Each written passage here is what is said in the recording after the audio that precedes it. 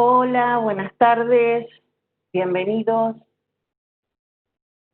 Nuevamente nos encontramos aquí reunidos. Hoy tenemos casa nueva, estrenamos plataforma y estamos con todo. Estamos continuando un poco con nuestro ciclo de charlas de magmatismo y sistemas petroleros en el marco ahora del simposio del mismo nombre, camino al 11º Congreso de Exploración y Desarrollo, que se llevará a cabo en noviembre 2022 en la ciudad de Mendoza.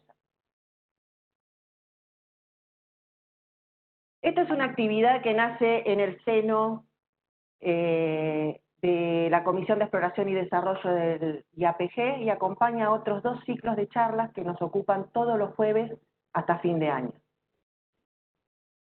La próxima charla de nuestro ciclo de magmatismo y sistemas petroleros será el próximo 3 de septiembre y tratará sobre los sistemas de petróleo atípicos, reservorios no convencionales en filones capa y lacólito. Los autores son el doctor Daniel Del Pino y la doctora Adriana Bermúdez, y el disertante va a ser el doctor Daniel Del Pino. Ahora estamos reunidos por un tema de suma importancia que despierta el interés a todo nivel, y son los reservorios del grupo Choyoy en el yacimiento Medanito.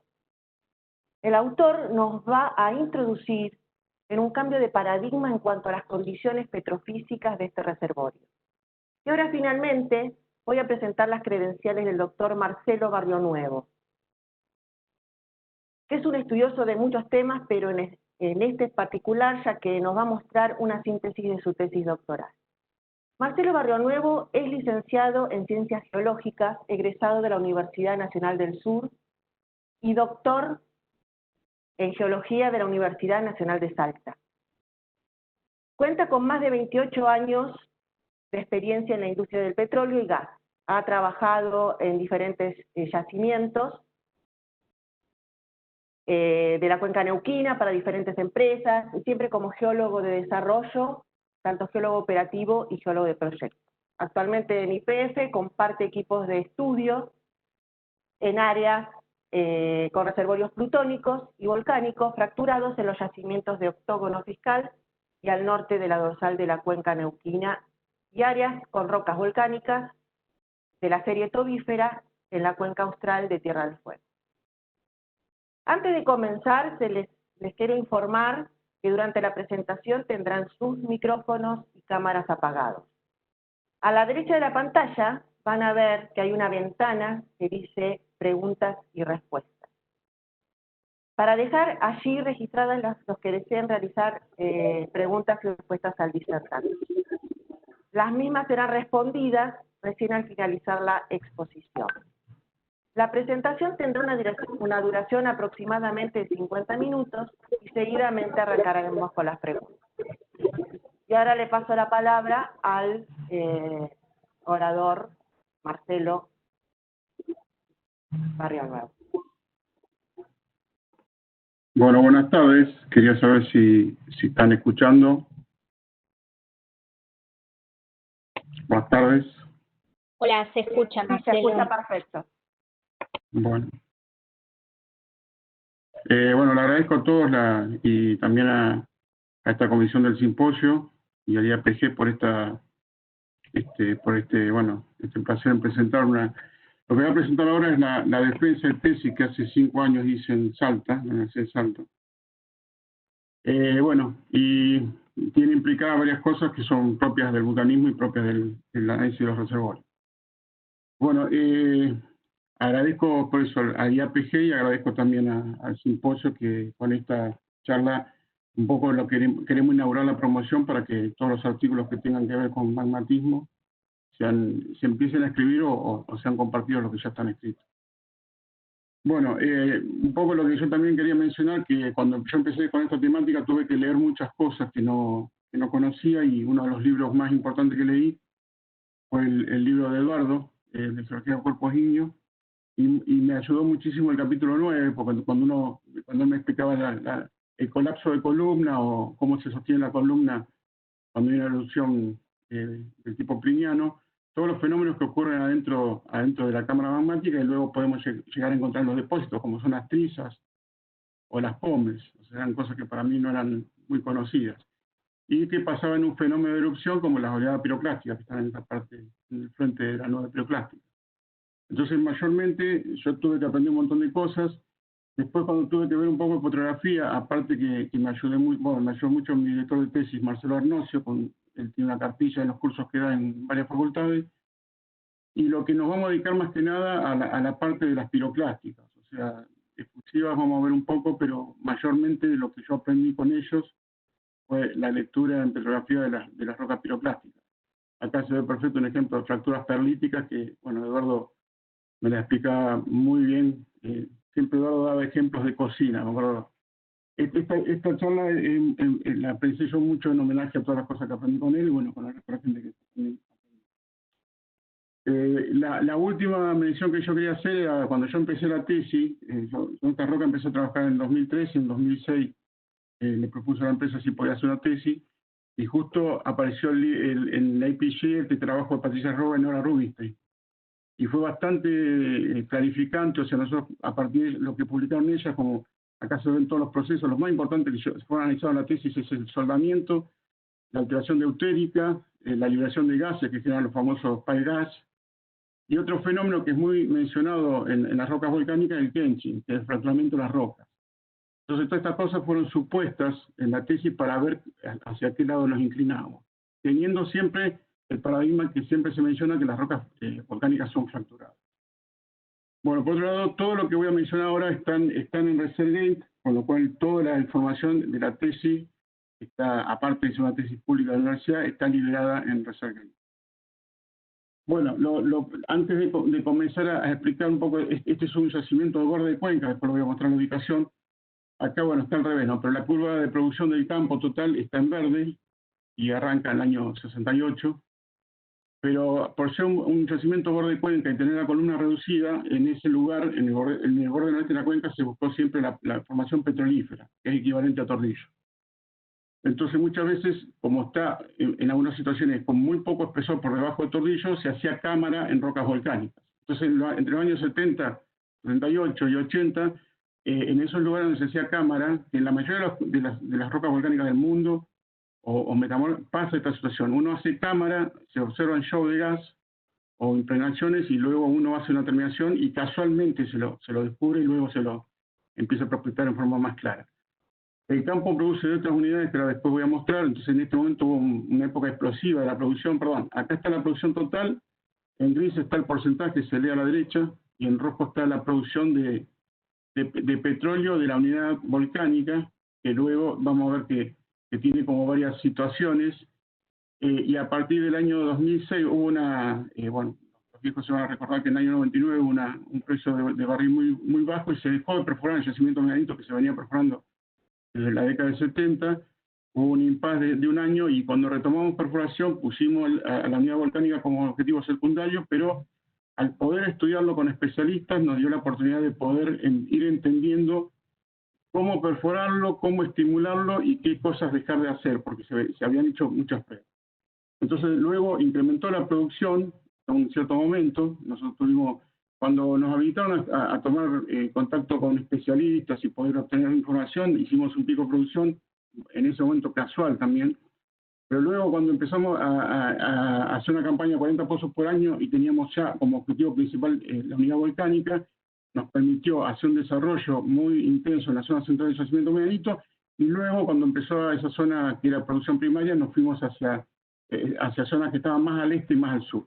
Les voy a mostrar un ejemplo. Bueno, la tesis se dividió en 7 capítulos, la introducción. Una cosa importante era saber si estábamos en un Graben, ya lo había escrito antes un artículo de Cordera y Kramer. ¿Qué rocas había en el relleno?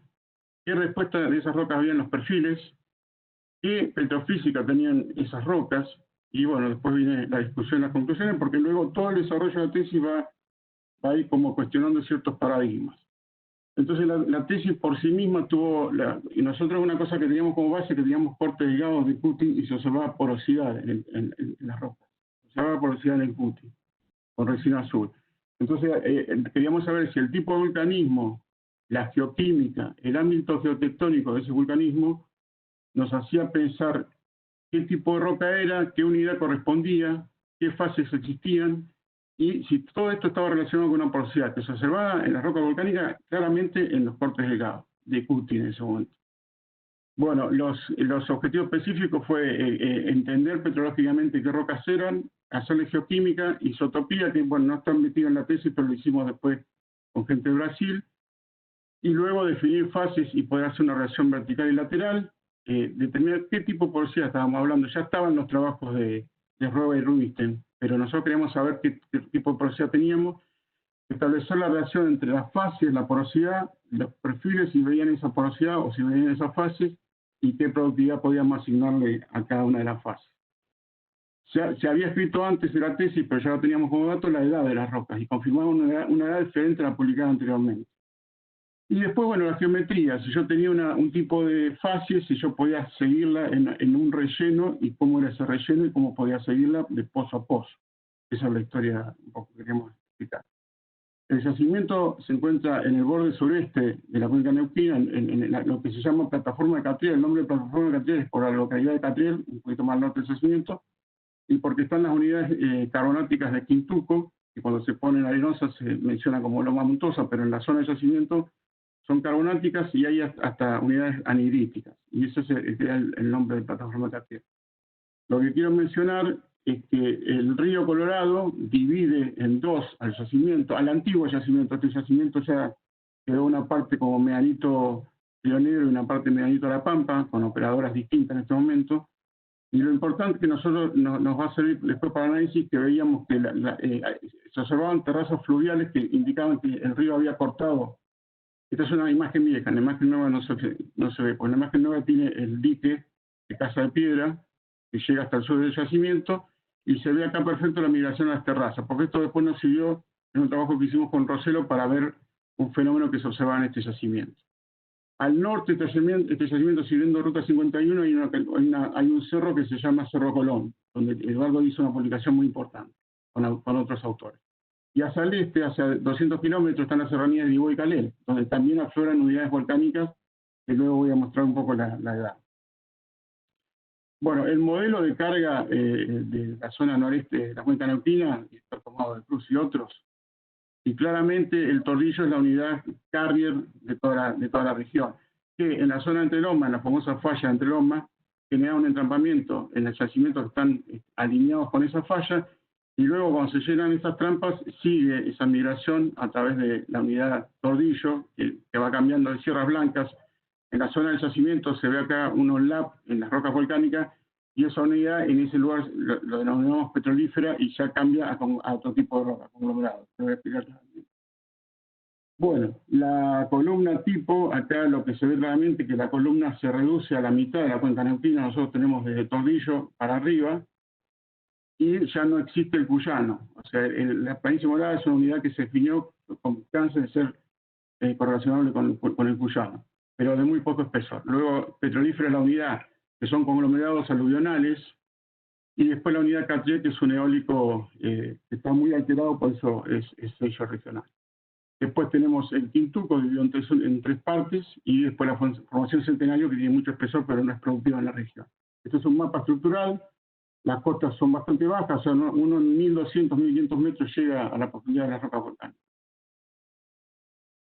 Bueno, los antecedentes en el descubrimiento fue en el año 68, la producción empezó en el año 69 del Cholló, de la unidad, acá está puesto Cholló, después yo voy a mencionar porque yo quería sacar la palabra Cholló antes de empezar porque quiero que sea parte de la demostración. Esta está fecha septiembre de 2014, tiene 1.200 pozos perforados y 1.029 productores y 188 inyectores. La producción diaria en ese momento eran 2.400 metros cúbicos día y tenía 725.000 de gas asociado, septiembre de 2014. Era en ese momento la mayor producción diaria a partir de roca volcánica en Argentina. Siempre la comparación fue contra Palmar Largo, en Formosa, que en ese momento andaba al orden de los 500 metros cúbicos día. Acá son 1166 y 373. Y acá, en ese momento, se pudo hacer una partición de producción para saber exactamente cuánto producía la parte volcánica, que empezaba a ser incrementada. Bueno, era mayor la acumulada de petróleo de producción de roca volcánica en Argentina, 9 millones, más o menos, no me acuerdo bien, pero creo que 32 millones el acumulado total del campo en ese momento, y 1.200 a 1.500 metros de profundidad. A partir del 97 tenía sísmica 3D, por lo tanto yo cuando hice la tesis pude trabajar con eso. Acá un poco lo que empezamos a trabajar con el tema Emigraven, y cuando salió esta publicación en 2002, acá se ven todos los Emigravenes que están mapeados en el Hangar y otros, en el libro amarillo antiguo. Y bueno, y los yacimientos, los Emigravenes conocidos, en la zona de Medanito, acá había un cambio de rumbo muy importante. Y el rumbo era más o menos 100, 110 grados. Un poco para analizar Medanito, porque se había publicado como un Emigraven, pero nosotros queríamos tener más certeza, se analizó el Emigraven Gobernador Ayala y el Emigraven de Entre Lomas. En el caso del Emigraven Gobernador Ayala, que está acá está Medanito, y acá estaría Gobernador Ayala, se observó una cosa bastante notable. Primero, lo primero que la vergencia era al revés, era al sudoeste. Pero lo que se veía como bueno era que había discordancias angulares y que nos daba casi una cantidad de actividades que eran asociadas a ese Emigraven. Por lo menos 5 eventos teníamos. Esta es uno de los Emigraven que se observa, acá se ve el más conspicuo y acá se ve otro que no tiene las mismas características, por eso nos fuimos a analizar claramente. Está al norte, en la zona del Gobernador Ayala. Bueno, y el clásico Emigraven de Entre Lomas, muchas veces, o sea, esta zona se perforó en la parte superior nada más, se veía un relleno, y lo que sí tiene esta falla que se reactivó muchas veces. Entonces siempre las unidades superiores están asociadas a la reactivación de esta falla de Emigraven. Y por eso el entrampamiento de petróleo en acumulaciones acá en esta zona, que lo que pasa en esta zona va a parar más hacia el noreste, cargando las regiones más al noreste. Bueno, en el caso de Medanito, este trabajo lo hicimos en un momento con Eduardo Rossello, y podemos ver un fallamiento regional. En ese momento veíamos un segundo fallamiento. Acá estaba la zona donde había atenuación de la amplitud, por eso se considera en su momento como la zona más fracturada. Veíamos claramente el relleno, y la otra cosa que empezamos a ver claramente que había un abovedamiento, que era un poco asociado a la forma que tenían las terrazas. Nos ayudaba a entender que ese abovedamiento había contribuido a elevar la zona y a desviar el río Colorado, que es el único lugar de todo su curso donde el río desvía noreste y sudoeste. Es el único lugar. Bueno, el otro mapeo que se tenía de antes, trabajado por otra gente, era el mapeo de la unidad petrolífera. Entonces, cuando uno ve el mapeo asociado a pozos exactamente, y luego ve los pozos en la zona donde no está la petrolífera, claramente uno entendió por qué fue descubierto el yacimiento por hacer cámara en la petrolífera. Acá la petrolífera es el tordillo, es equivalente a Sierras Blancas, o sea, hacia el oeste conecta con la unidad de Sierras Blancas. Y acá acá lo que se ve claramente que es un río intermontano, y los altos son las unidades volcánicas. Bueno, los antecedentes de esto era que en la exploración, Robles había hecho un trabajo muy bueno tratando de distinguir la productividad de las rocas, que había dividido en vulcanitas, Medanito y todas barra alta. Después Marchesi y Blocchi, en la época que yo les mencionaba, destacaron el carácter no convencional del entrampamiento y asociaron la porosidad, la presencia de fracturas y alteración meteórica de antiguos saltos de pozo. Acá, muy importante porque ellos tenían en ese momento coronas que eran fases muy, muy duras, entonces llegó a concluir eso, que la productividad tenía que ver con alteración y con fracturas. En su momento se contrató a Gail Mahfoud, que es una vulcanóloga con mucha experiencia en Estados Unidos, y ella es la primera que menciona que son imbritas de compresión riolítica, con diferentes grados de soldamiento. Y todo eso lo observa a partir de recortes de perforación. Después Provera y Kramer, y a partir del uso de la sísmica 3D de imagen del pozo, refuerzan la idea de reservorio fracturado y realizan por primera vez edades potasio-argón. Y en ese caso se publicó en el libro amarillo las edades 182 a 219, quedando esta unidad asociada más al prepucio. Nosotros hicimos edades después y las publicamos. En esto me acompañó mucho Eduardo y Marcelo Ornocio, y tuvimos la suerte que Ana Sato, la esposa de Eduardo, nos confirmó lo bueno que eran los circones. Nosotros hicimos uranio plomo en cristal único de circón. y ahí usé una corona en común que tenía en la anterior edad, y todas las coronas nos dieron 246 millones de años, para nuestras coronas de Tres Pozos en la zona central del yacimiento. Y después tuvimos una corona más al norte que nos dio 210. Entonces, pues, cuando hagamos el análisis vamos a entender un poco la razón de esto. O sea, esto en su momento nos complicó un poco la ubicación de esas coronas. Acá está la de 210 y acá están las coronas de 246. Y en toda la estratigrafía, que es bastante vasta en la región, están los primeros trabajos de Pablo Broeder en la región, después la carta de Sorna, digamos, también. De acá se había tomado, nosotros cuando veíamos el Cutting, generalmente se lo describía como serie porfírica suprateátrica, un nombre muy común en los recortes de perforación. Y después Eduardo y Leanza, Llambías y Leanza en distintos momentos, medio que recatalogizaron todas las unidades de la cordillera del viento y las pusieron dentro del ciclo precuyano. A nosotros nos quedaba una situación media intermedia, entonces pues, en los análisis que fuimos haciendo, fuimos teniendo en cuenta esta diferencia como para ver dónde concluíamos. Bueno, en cuanto a la litofase del relleno, lo que tenía ya Medianito como bueno era que tenía coronas antiguas, estas 4 coronas son antiguas, y luego nosotros pudimos hacer tres coronas nuevas, estas dos y esta. A estas 2 coronas y a esta le pudimos hacer edades, que son las 246 que están mencionando recién.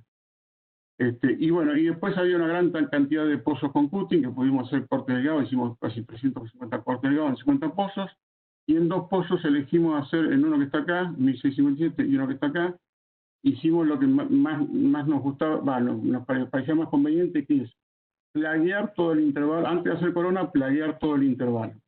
Con eso íbamos a entender cómo era el intervalo volcánico, y eso lo hacíamos también antes de hacer la imagen de pozo, plagueábamos y después hacíamos la imagen de pozo como para ver, confirmar si la roca era fracturada, el testigo iba a estar fracturado y la imagen iba a confirmar ese fracturamiento. Bueno, la primera litofase que voy a describir ahora es la litofase de depósito de bloque y ceniza. Acá va a estar la edad siempre. Esta es una corona donde pudimos hacer la edad. Y acá fue una cosa muy importante de entender porque este es un depósito que se denomina bloques y cenizas. La característica que tiene es que la matriz, acá se ve perfecto el litoclasto, y esto que está acá es la matriz. Entonces se ve claramente que la matriz, la composición petrográfica de la matriz es similar a la del litoclasto. Y acá se empiezan a observar algunas cosas importantes, que los cuarzos que tienen engolfamiento por estar o sea, accionan en el fluido de la cámara magmática, luego cuando se produce la fragmentación y explotan están todos rotos, pero no desarmados.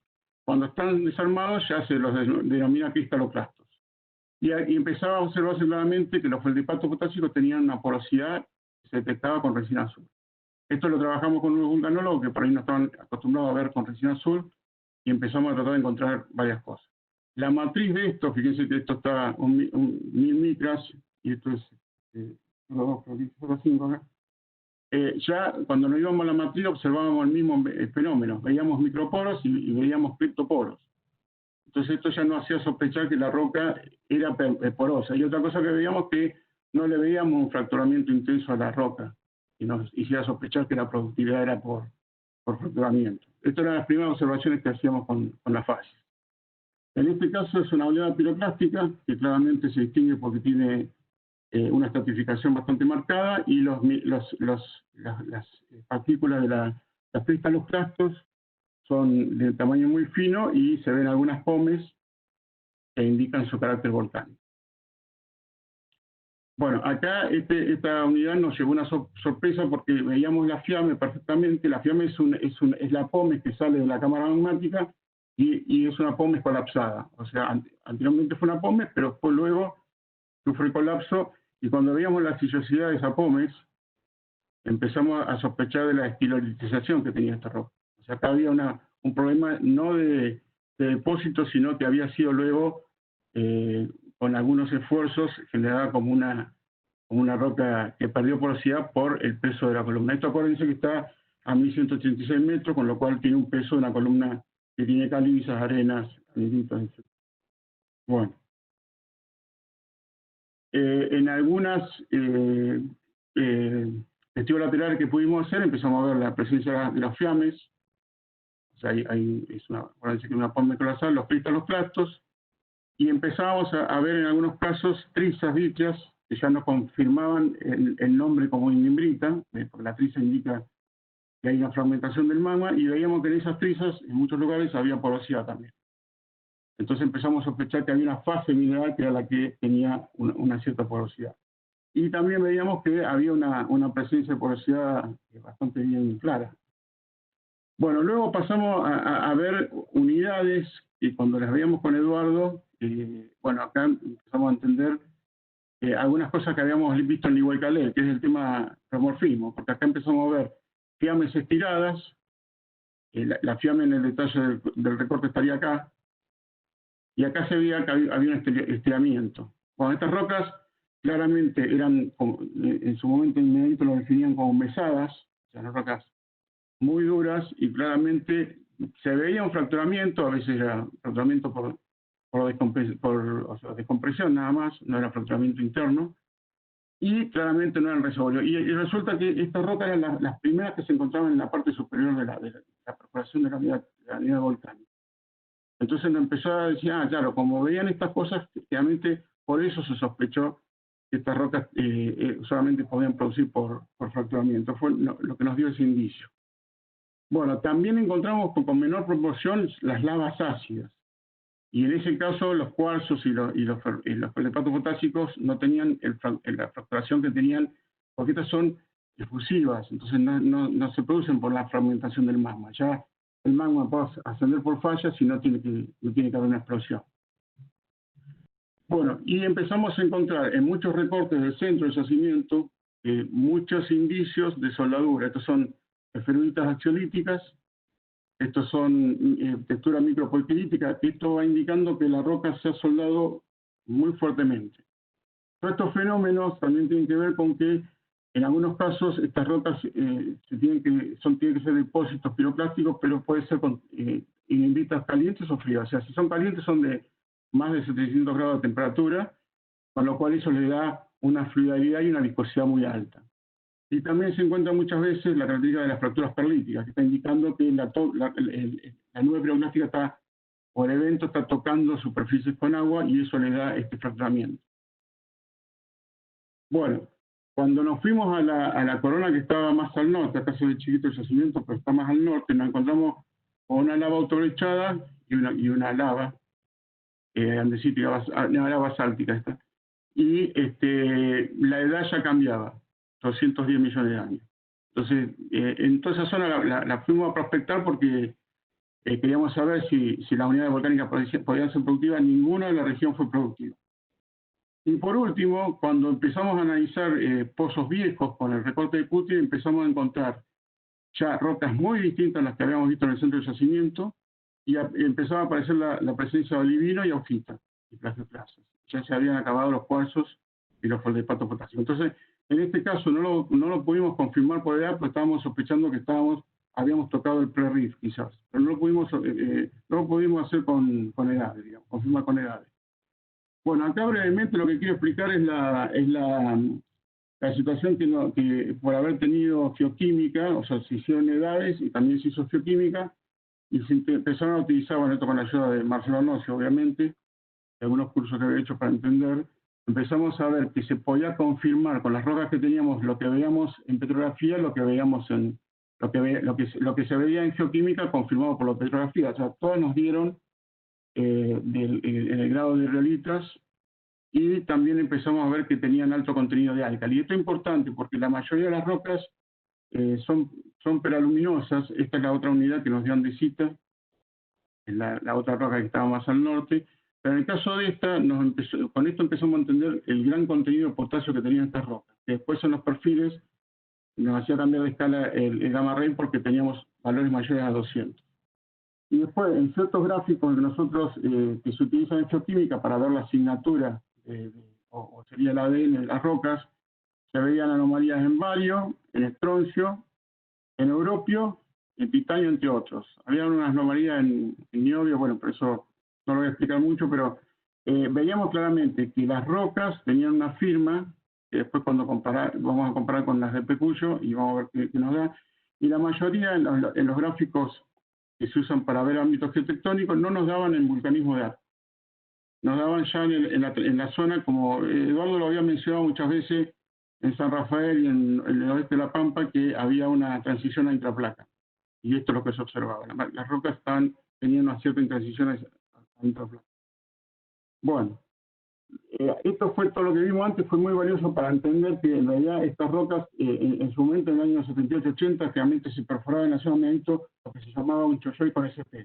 Porque se veía claramente que estas rocas tenían impregnaciones justo donde había SP. Entonces siempre fue valioso perforarlas con lodo base agua, estas rocas. Pero ya como ven acá arriba, el gamma lo tenemos que cambiar de 0 a 400 porque nos da casi 180, ¿entiendes? Entonces ya nos da valores más altos que las arcillas de las clásticas. Entonces eso ya fue un primer cambio. Entonces la primera que vamos a ver, en que son estas dos zonas, está coroneado en esta parte, los punzados están acá. Lo primero que empezamos a ver que tenían SP, es la primera que mostré, de todas las que tenían porosidad. Había una diferencia entre la reactividad corta y la reactividad profunda, y lo más notable es que yo encontraba 2,4 de densidad. Entonces yo ya sospechaba que podía hasta calcularle una porosidad. Cuando me iba a la zona de las oleadas piroclásticas, justo es una zona de transición. La corona se veía impregnada, pero no se veía la mejor zona. Y acá cuando nosotros analizamos esto, en el punto y después lo revisamos y podíamos confirmar que la unidad era continua, y acá había una zona un poco más soldada, podría ser, de la unidad, y acá había un intervalo que por cutting confirmamos que era una limolcilita. O sea, el evento había sido dividido en dos. O sea, había estado el evento, después podía haber ocurrido, como en muchos lugares pasó en Chile, ocurre una lluvia y después aparece otro evento. Esto que estaba acá eran limolcilitas, con lo cual eran eventos clásticos, en el medio de dos eventos volcánicos. La oleada piroclástica era muy transicional y después acá tuvimos la gran duda que nos gestionó esta unidad, que es la que yo mostré que tiene fiames colapsados y que dije que no estaba soldada, no sé si lo dije, pero era la que era verde, que no está soldada. Bueno, en eso encontramos los valores más altos de gamma ray, casi llegan hasta 380. Y eso nos llamó mucho la atención para esta unidad en este tipo de roca. Y luego, cuando íbamos a pozos cercanos, encontrábamos esta unidad. Y después nos encontramos con que tenía una parte de CP, pero cuando los pulsamos nos daba sin entrada y no era productivo a pesar de fracturarlo. La densidad tenía una densidad también atractiva, pero no era muy interesante. Bueno, acá apareció también la explicación de lo que yo mencionaba cuando la roca tiene alta soldadura. Entonces, cuando tenía alta soldadura ya estoy entre 2,45 y 2,55 de densidad. Estos son datos de perfiles de pozo. Y las resistividades se van a más de 20 ohms para arriba. Bueno, estas unidades nosotros las consideramos como no reservorias, después lo vamos a ver en la parte protectiva. Bueno, y acá esto ya se exploró, justo donde estaban los testigos laterales, pudimos en este intervalo hacer con testigos laterales, mostrar todo el intervalo, no nos servía coronearlo, sino nos servía ir viendo, y acá estaba, los testigos nos daban las inhibitas no soldadas, y se aplastaban, y acá nos daban las inhibitas con soldadura moderada. Y en estos empezamos a ver que la densidad se comportaba casi como un convencional. Entonces esto nos ayudaba a entender si podíamos hacerle un cálculo de perfil o no. Pero acá había remórficas, que es la entrada, esto es Catriel, y acá es la entrada a la unidad volcánica. Entonces todo esto nos dio indicio que el soldamiento ayudaba a conservar la porosidad. Bueno, y este es el caso de un cuerpo corintiáceo, o sea, sería una lava riolítica esto, que tengo porosidad, esto fue terminado y tuvo buena producción también, pero era un poco más diferente, una lava era mucho más diferente de entenderla que las inhibitas. Bueno, por último, la unidad que era la lava andesítica está coroneada en esta parte, y la otra parte está coroneada acá. Y ya la respuesta, estoy en 0,400, con lo cual estoy casi en 100 unidades API. El SP es muy despreciable, la reactividad muy alta y la densidad también. Y esto fue terminado y la producción fue mala, digamos, muy poco productiva. Bueno, con esto nosotros quisimos hacer algunos intentos de crossplot y hicimos gamma ray, o sea, la clave de todo esto era el gamma ray, en esta roca. Entonces hicimos gamma ray densidad y empezamos a ver que se diferenciaban algunas rocas, se diferenciaba la lava, carreo de ignimbrita y se diferenciaban las ignimbritas sin soldadura, pero no se diferenciaban claramente la lava riolítica, lo que se hizo. O sea, en realidad, digamos que las rocas que tenían una porosidad importante quedaban como agrupadas. Lo mismo nos pasó cuando hicimos el gamma ray resistividad, pero cuando pasamos al ámbito del gamma ray sónico, el densidad sónico, ya sacándonos el gamma ray como eje, empezamos a ver que una cosa que después nos sirvió en la química, que era ver que había rocas rápidas y rocas lentas. Veíamos que algunas rocas que no eran reservorio tenían un comportamiento diferente a las rocas que eran reservorio, y dentro de las que eran reservorio, hasta que como podíamos seguir agrupando diferentes. Bueno, todo esto fueron las primeras ideas cuando nosotros estábamos analizando con los cortes delgados de la roca, y después empezamos a ver la posibilidad de que estas rocas tuvieran una petrofísica que nos ayudara a entender si eran reservorio o no.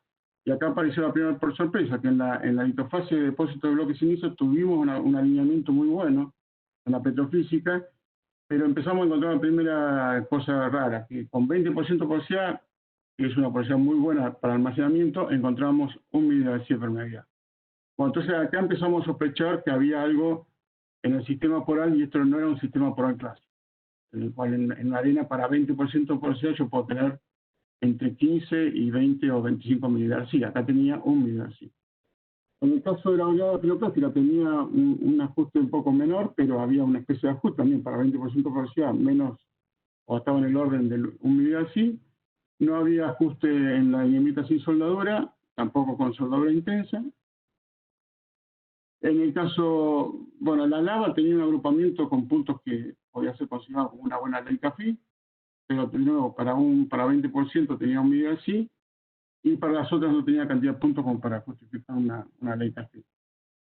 Entonces acá donde nos fuimos a revisar claramente si estas rocas con esa permeabilidad podían ser consideradas reservorios. De hecho, las rocas se veían, las coronas que sacamos al final estaban totalmente impregnadas, exudaban, entonces había varias cosas que nos indicaban que la posibilidad era un sistema que había que confiar. Empezamos a ver en el caso del depósito de bloque y ceniza una buena curva, no es tipo L exactamente, pero nos da una curva que podemos consignar como si fuera la curva de un buen almacenamiento, con una irreductible o una saturación mayor a 120 kilos de casi 20% de espacio no mojante.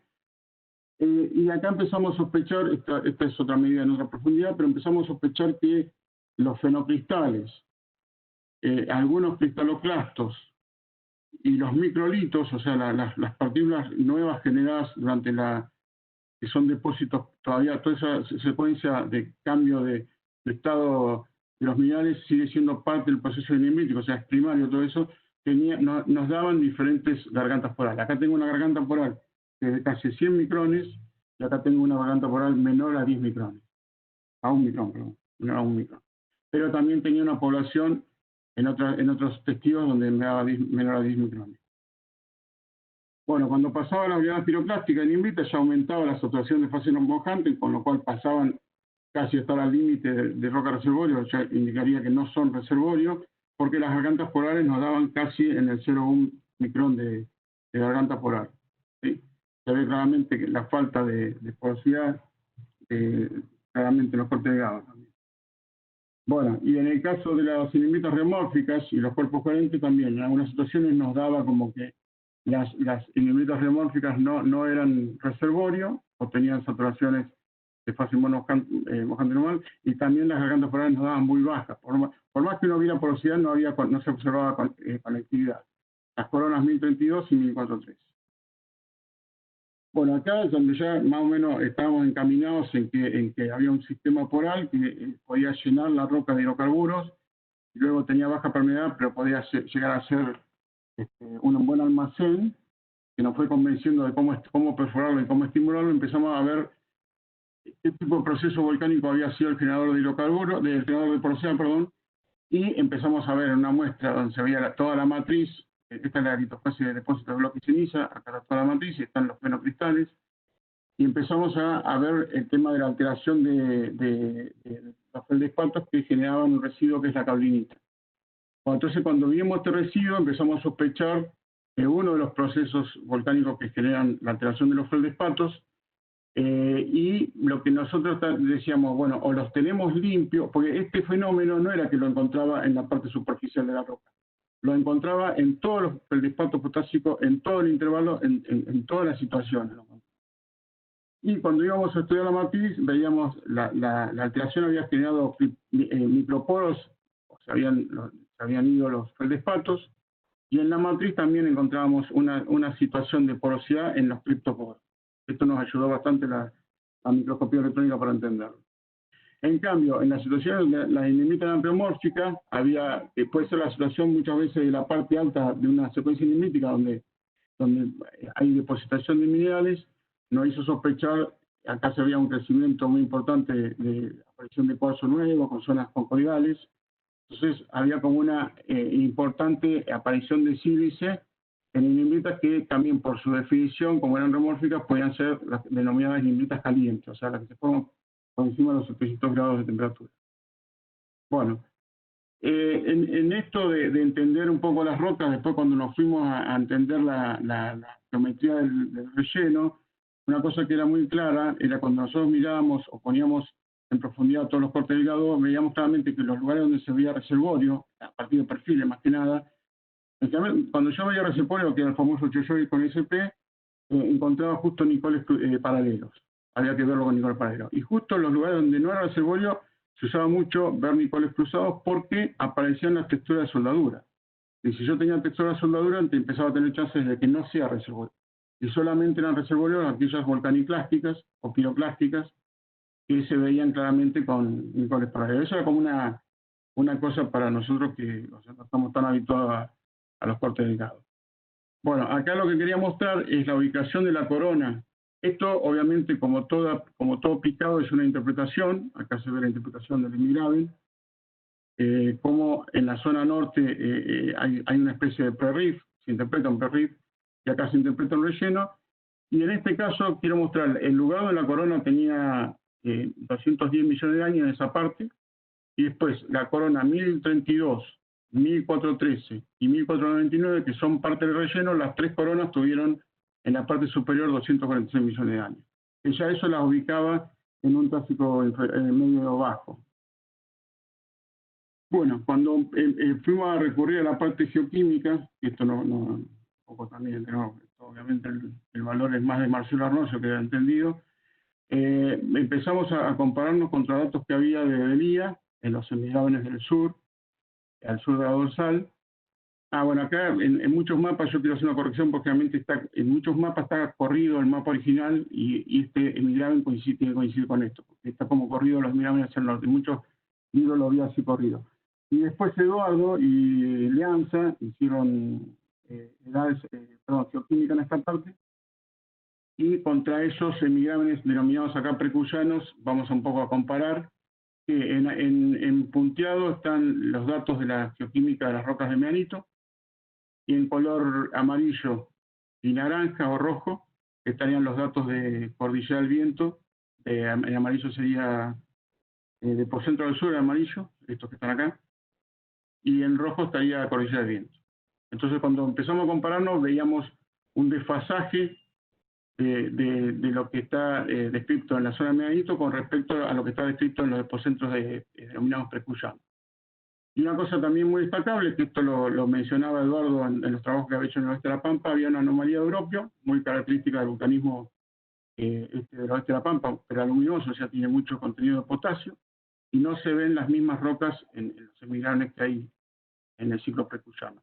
Cuando lo llevamos a dos clásicos gráficos que son Pierce y Wallen, todo lo que era precuyano nos cayó en el ámbito del vulcanismo de arco, y lo que era la zona oeste de la Pampa nos cayó en el vulcanismo cercano o transición a intraplaca. Lo mismo pasaba en el otro gráfico. Bueno, esto es un poco la explicación del alineamiento. Esto que está acá en gris, se ve muy poquito capaz, es el alineamiento que tiene la corona que estaba cercana en la parte norte, la que tenía 210 millones de años, y esta era un dique que tenía interno uno de las coronas, está desalineado esto. Acá lo importante es destacar esa corona, que era la lava tronechada y el basalto, cómo se alineaba con esta firma de del mismo vulcanismo que se observa más pegado a la cordillera. Bueno, obviamente trabajar en sísmica en la parte volcánica hay muchos problemas con la amplitud, las rocas son muy difíciles de continuar, o sea, son muy diferentes, pero sin embargo nosotros podíamos en algunos casos ayudarnos, siempre veíamos en la parte superior un positivo, una roca de alta velocidad, y muchas veces nos coincidía eso con las inhibitores reomórficas. Pero luego, perforando, porque en estos lugares teníamos problemas con la perforación porque había que hacer el cambio de trépano y los tipos nos decían, che, pero ¿dónde hago el cambio de trépano? Y entrar a Choyoy o entrar a la unidad volcánica y luego hacemos el cambio de trépano, porque muchas veces gastaban el trépano en esta parte reomórfica. Y luego encontrábamos zonas con SP, como la que mostré antes, y a veces podíamos hacer, en las reomórficas, las texturas miradas con microscopio nos podían ayudar en la correlación, en pozos estos pozos están más o menos distanciados a 350 y este de 500, 700, pero a veces las texturas nos ayudaban a correlacionar la unidad, y luego la zona reservorio también la podíamos correlacionar ayudándonos con el control geológico. Esto nos servía porque a veces encontrábamos pinches estratigráficos. Entonces con eso íbamos a perforar, estructurar arriba los pinches estratigráficos y teníamos muy buenos resultados. Bueno, acá este mapa lo único que intenta es mostrar las acumulaciones de hidrocarburos, en la parte petrolífera sería esta, la unidad petrolífera, y cómo coincide con las acumulaciones que fuimos descubriendo en los saltos que rodean la petrolífera. Entonces esto nos disparó la idea de que muchas veces en la migración y en el acomodamiento de fluidos en la zona del borde noroeste y tratando de desplazar el agua que está contenida en estos reservorios, la situación de migración de la unidad carrier, que es la petrolífera, contra estos altos, nos daba situaciones en las cuales muchas veces nos preguntaban hasta dónde perforar y siempre teníamos que ir a ver, la clave era mirar la cota de la unidad carrier para entender hasta dónde podía estar cargada. Esto nos dio muchos resultados, porque casi pronosticábamos hasta dónde perforar, poníamos 50 o 60 metros más, y muchas veces nos coincidía la desaparición de los shows de gas y de la impregnación. El cómo perforar es todo un tema, porque a veces el petróleo de esta roca hay que verlo en el líquido sobrenadante, no hay que esperar a la muestra a que se seque para verlo. Bueno, las conclusiones, a partir de la información 3D, las rocas volcánicas que producen hidrocarburos en el yacimiento. Estas ya son conclusiones de la tesis, pero queríamos un poco como también darle como un sentido de todo este desarrollo que estuvimos haciendo y cómo caímos a esta conclusión. El rumbo del emigrante es 100 grados. El ancho, bueno, es especulativo, pero tiene una falla maestra que inclina al sur-sudoeste, o sea, es vergencia al noroeste, a diferencia de los otros emigrámenes que eran vergencia al oeste. Y a su vez había un adovedamiento, que eso también nos indicaba que había habido una componente, o sea, hubo extensión al principio, pues después hubo compresión. Y eso quizás fue el origen de la carga. Bueno, presenta inversión tectónica parcial. Bueno, cuando decimos inversión tectónica no es que vemos la falla cambiando la orientación, sino que se veía como un cambio del sigma 1 en un momento que nos ayudaba a ver lo que pasó en el río Colorado y también quizás la carga de otra. El tope relleno confirma la de 2,46, que es un clásico medio bajo. La parte geoquímica nos indica que son rocas riolitas peralcalinas, son riolitas y granitos del tipo A, son analogénicas, y hay un cambio de ambiente geotectónico de otra placa, por lo cual, de esta manera, todo esto nos indicó que eran asignadas al Choyoy superior. Podemos asignarlo al Choyoy superior, que es el que se estudió claramente en la zona de San Rafael, estudiada más que nada por la gente de la CONEA y por Eduardo Yamías también. En coronas, testigos y recortes de rocas se han reconocido 7 litofases: depósito de bloque y ceniza, oleadas, inhimbritas sin soldadura, inhimbritas con soldadura moderada y reoinhimbritas, lavas riolíticas y lavas andesíticas. En las mismas no se observa que el fracturamiento sea determinante. Ahí está mal escrito también. Pero una cosa que queríamos destacar, que a veces cuando uno dice, bueno, hay inhimbrita, es muy importante, en este caso sirvió mucho entender el grado de soldadura de la inhimbrita, porque en algunos casos, si no hay soldadura, la roca se aplasta. Y en otros casos, si la roca es muy soldada, tampoco es reservorio. Bueno, y acá la conclusión más importante, que un poco, habiendo salido el trabajo de Roca y Rubinstein, nos dimos cuenta que los que ellos habían determinado como fenómeno generador de la porosidad eran los procesos deutéricos.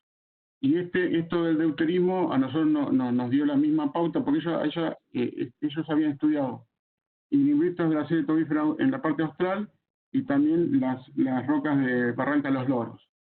Tenían, o sea, le habían aportado esa información. Habían pedido nosotros información, pero estábamos bajo tesis, así que no podíamos dársela. Tenían hasta el 22% de porosidad también. Y ese proceso de alteración indicaba que todos los feldespatos, no importa en qué parte de la columna estaba, tenían una alteración deutérica. ¿Y por qué no sospechábamos de la fase de vapor? Que también podría ser una explicación, porque nosotros pensábamos que los feldespatos tenían que estar limpios de residuos para que sea fase de vapor. Puede ser discutido, pero en ese momento nos inclinamos más por lo que habían descrito ellos. Y lo habían publicado, entonces nos pareció más coherente asociarnos a lo que habían escrito Robert Ruiz en 2007.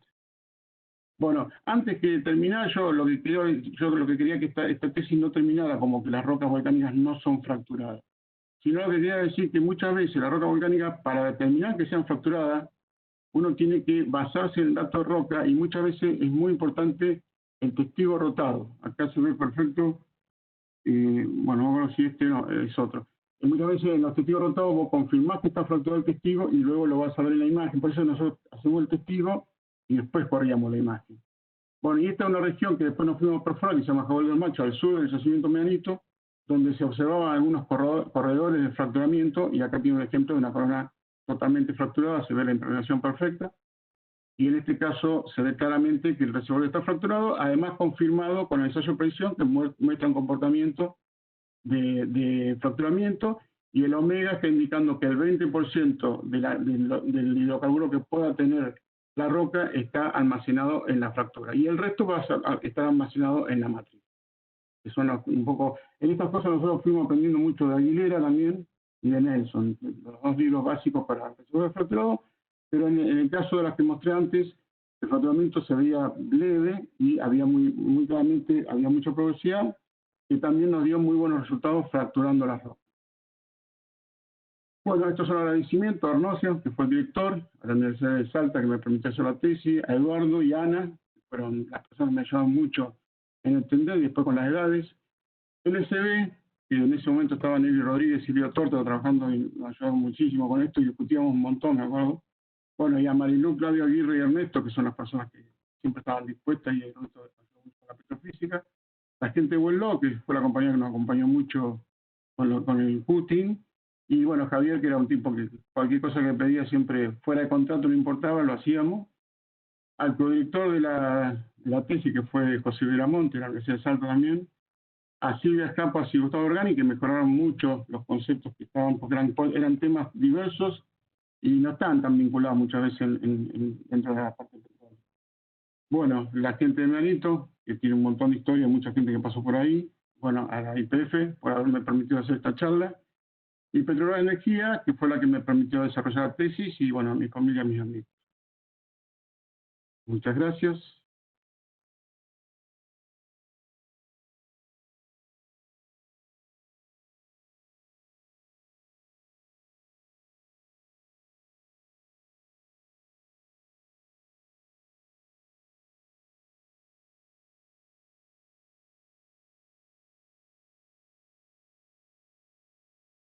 Bueno, muchas gracias, Marcelo. Excelente presentación. Vamos a hacer de nuevo a comentarles que la próxima semana vamos, el 3 de septiembre vamos a hacer una nueva charla a cargo del doctor Delfino. Y bueno, ahora sí vamos a hacer una rueda de preguntas. Oscar, por favor.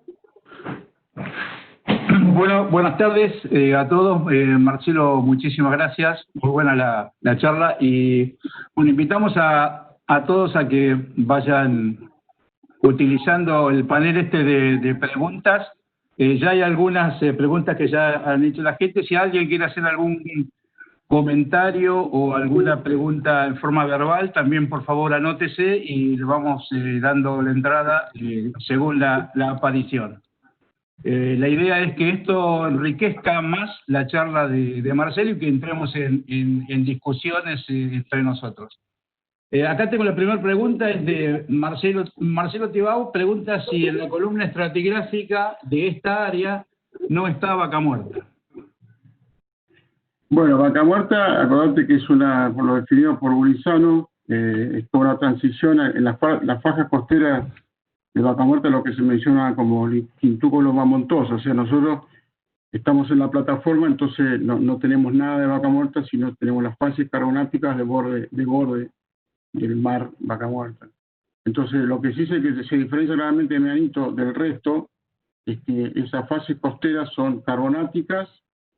Hoy estaba hablando con gente discutiendo el tema, hay conglomerados y hay aniditas, o sea, es una zona medio de costa, pero no tenemos la transición a Vaca Muerta que estaría después de la fase anterior. Bueno, acá me están haciendo una aclaración, quizás si te hace falta te ponen como presentador para que puedas abrir la presentación, porque quizás la gráfica puede ayudar para responder alguna de las preguntas. La siguiente pregunta es de Octavio Palma, pregunta si la zona superior meteorizada puede actuar como sello. No, por eso, yo lo que aclaré es que, o sea, como ejemplo yo quiero poner siempre el Iguel Calé. Si nadie conoce, el Parque Provincial Iguel Calé está a 200 kilómetros de Medanito y son inumitas geomórficas descritas por Jean Bie. Entonces, si bien hay un cierto meteorismo en la parte superior de esa serranía, al ser geomórficas, tiene edades de 235 millones de años. O sea, lo que te da cuenta también, cuando vos haces ese camino y vas al dique, más abajo, el cota más bajo del terreno está formación roca, que fue la inundación del Atlántico. Entonces, el meteorismo indicaría que la porosidad está creada por meteorismo. Lo que nosotros dijimos, que un poco siguiendo lo que había mencionado Robert Rubinstein, es que había alteración deutérica, que yo cuando mostré la gráfica del libro Tasmania, es uno de los procesos que son generadores de porosidades primarias siempre, porque son parte del proceso volcánico. Y no habría el lado anterior que era meteórica. El postulado de meteórica lo habían dado antes, y nosotros confirmamos que ese fue el despato que se salta, no es por problemas meteóricos, sino por alteración deutérica. Bueno, hay otra pregunta que es parte de Hernán de la Cal, somos coautores con Hernán de la Cal. La pregunta es si las dataciones y los análisis geoquímicos de elementos traza se realizan o se realizaron en el país, y la otra, y asociado a esto es, ¿podés darnos una noción de costos de esto? Bueno, yo en costo estoy desactualizado 10 años, pero lo que quiero mencionarles es que en este caso, el tema de datación, porque un poco se había hecho datación potasio-argón. Entonces, pues, ahí donde yo me recosté con la gente que elabora en geocronología, bueno, Ana Sato es una especialista de este tema, entonces yo por ello empecé a entender que hay muchas, bueno, no le voy a explicar por eso porque realmente no soy especialista, pero hay mucho problema en todas las dataciones de Argentina que son potasio-argón, y se están reconfirmando con varios métodos en que sean uranio plomo. En esto yo destaco al SB y a Claudia, porque para nosotros, para las petroleras, averiguar todo este tema es muy difícil, y ellos nos facilitaron el camino para ir a hacerlo con AdLabs. AdLabs es un laboratorio que está en Canadá, y Claudia tiene mucho vínculo, entonces a nosotros nos ayudó mucho. O sea, yo lo que necesitaba era que Eduardo y Ana me confirmaran que lo que estaba haciendo estaba bien. Pero AdLabs, a su vez, era un laboratorio con reconocimiento en el ambiente de edades, en la gente que hace edades. Brasil también tiene, o sea, el laboratorio ahí de Porto Alegre también tenía, pero a veces para nosotros es más fácil que un laboratorio nos ayude a hacerlo que hacerlo nosotros. Entonces la confiabilidad estuvo en lo que me aconsejó Eduardo y Ana, y porque Ana revisó los cristales y estaban bien, y cuando vinieron las isócronas, fue publicado en una publicación de Raga, y estábamos confiados porque lo habían supervisado gente que está en la tecnología, que está en la academia. O sea, nosotros no podemos validar edades.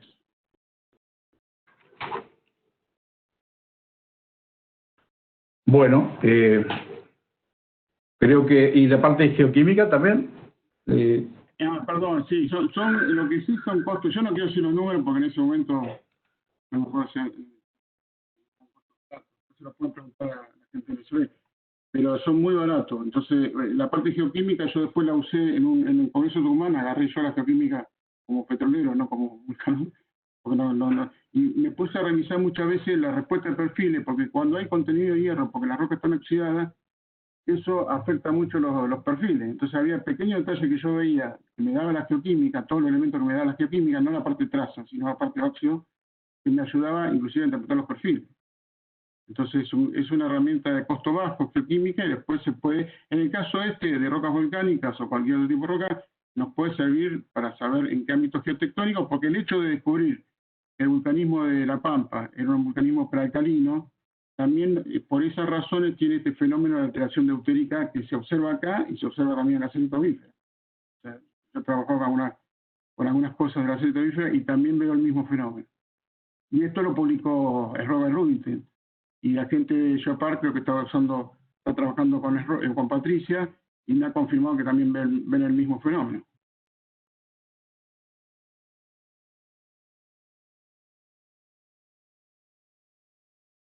Yo puse también la gráfica de todos los procesos descritos. Quise poner esto porque acá se ve la gráfica, creo que se está viendo, de todos los procesos descritos en el trabajo de Robert Rubinstein. Y es porque muchas veces el Kenshin es el que domina, entonces muchas veces todo el mundo piensa que hay Kenshin siempre, que hay fracturamiento de la roca siempre, porque es una roca de una temperatura que se apoya en algo más frío y se produce fracturamiento. Muchas veces puede ocurrir eso, pero algunas veces no. Bueno, perfecto. Seguimos entonces ahí. Estoy por una cuestión de tiempo, estoy obviando las felicitaciones, pero hay muchos de los asistentes que están agradeciendo la charla. No los leo a todos porque si no se va a hacer muy largo y creo que no queremos quitarle tiempo a las preguntas. Acá Octavio Palma pregunta si han encontrado rocas ígneas subvolcánicas y dónde creen que se encuentra el centro eruptivo que originó los depósitos volcánicos de Cholillón. Muy bien, Octavio. Yo esperaba esa pregunta de vos, Octavio. Bien. Mirá, hay una cosa que siempre nos pareció importante, esto lo estuve charlando el sábado con Marcelo Arnoso, el director, porque nosotros, o sea, si uno apunta a esa pregunta, que siempre es saber dónde está el centro de emisión para saber la correlación areal, o sea, hacia dónde puedo ir a buscar rocas, el reservorio, hacia dónde las tengo que buscar, es válida la pregunta, pero uno tiene los elementos para saberlo. Yo lo que escribí ahí es un bloque Nash. Y si yo mirara en la imagen de pozo la direccionalidad de la guiada piroclástica, podría adivinar a dónde está. En la región que nosotros estábamos laburando había un punto más alto del Choyoy que estaba al noroeste, en el yacimiento que se llama Medallito La Pampa. O sea, acuérdense que Medallito, esto es 25 de mayo Medallito, hacia el oeste está el yacimiento Medallito La Pampa, y hacia el este está el yacimiento que ya está todo en La Pampa, que se llama Medallito La Pampa, operado en su momento operaba PCR. Bueno, en ese lugar había el punto más alto. Pero yo revisando ese punto más alto en su momento con perfil de llamada veía que las rocas eran todas de altísima resistividad. Entonces a mí lo que me sirvió para entender que si yo tenía un bloque Nash, estoy cerca de ese centro de emisión, pero lo importante es que mi bloque Nash es reservorio. Y no me va a hacer prospectar hacia la zona del centro de emisión. Toda la región, inclusive hicimos 2 coronas cercanas. En la frecuencia de las 2 coronas cercanas yo encontré el depósito de bloques de cenizas, más al oeste encontré otro en Invita, pero no estaba el bloque de ceniza, pero estaba la unidad esta de 400 unidades de gamma ray, que era la Invita sin soldadura.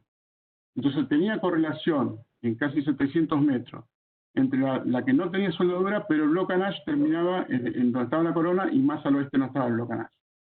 Entonces muchas veces la prospección en función de saber la región, muchas veces en cada pozo te conviene hacer testigos rotados y no encontramos en la región Medallito subvolcánico. Sí encontramos una corona, un dique andesítico que estaba mostrado ahí.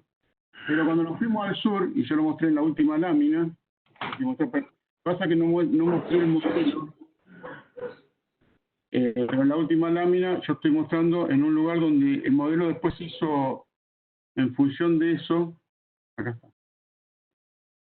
Esto estuvo todo acción por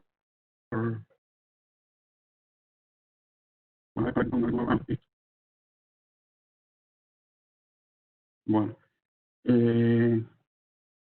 lo que se observa acá, para que corro esto, acá tengo la descripción. Esta es una corona, pero acá en la descripción de los testigos, o sea, coroneamos una zona que estaba toda fracturada y pues hicimos testigos más arriba y más abajo. Y acá tengo una inimbrita soldada, una no soldada, un subvolcánico. Era esto, tenía los cristales más grandes, obviamente Marcelo Ornocio, y un basalto. Entonces eso nos dio la secuencia volcánica que tenía esa zona, pero la zona esa, la productividad se asociaba sí a zonas más rotas. ¿Pero por qué? Porque había corredores de fracturas y el carrier, o sea, la roca carrier no está apoyando arriba, está siempre a un costado. Por esos corredores de fracturas se habían cargado todas las fracturas. ¿Se entiende?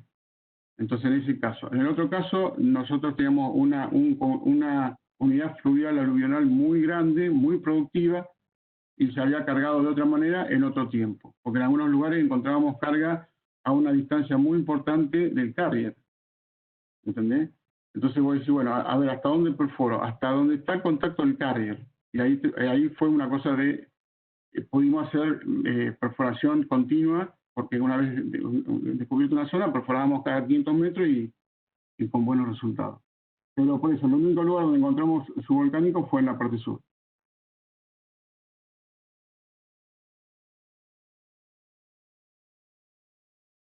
Bueno,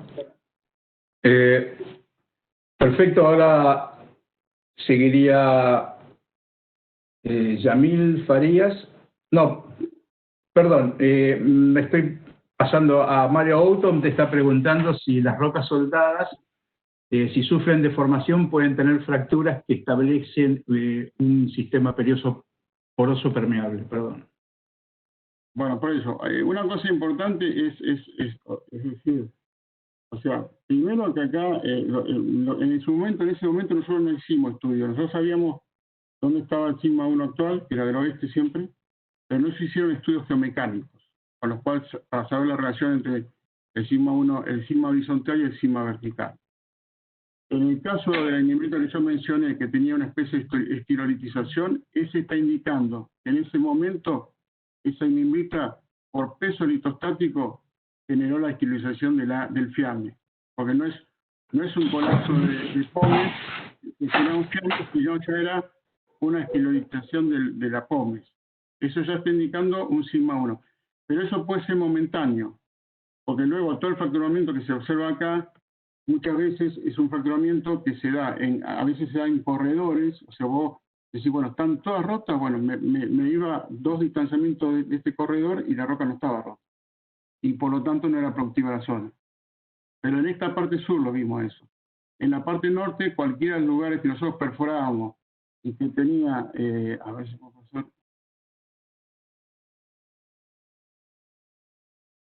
Bueno, en muchos lugares donde nosotros veíamos esta correlación que yo estoy mostrando acá, a ver, voy a poner el puntero. Las rocas que nosotros encontrábamos acá, con este peso de la columna, en muchos casos no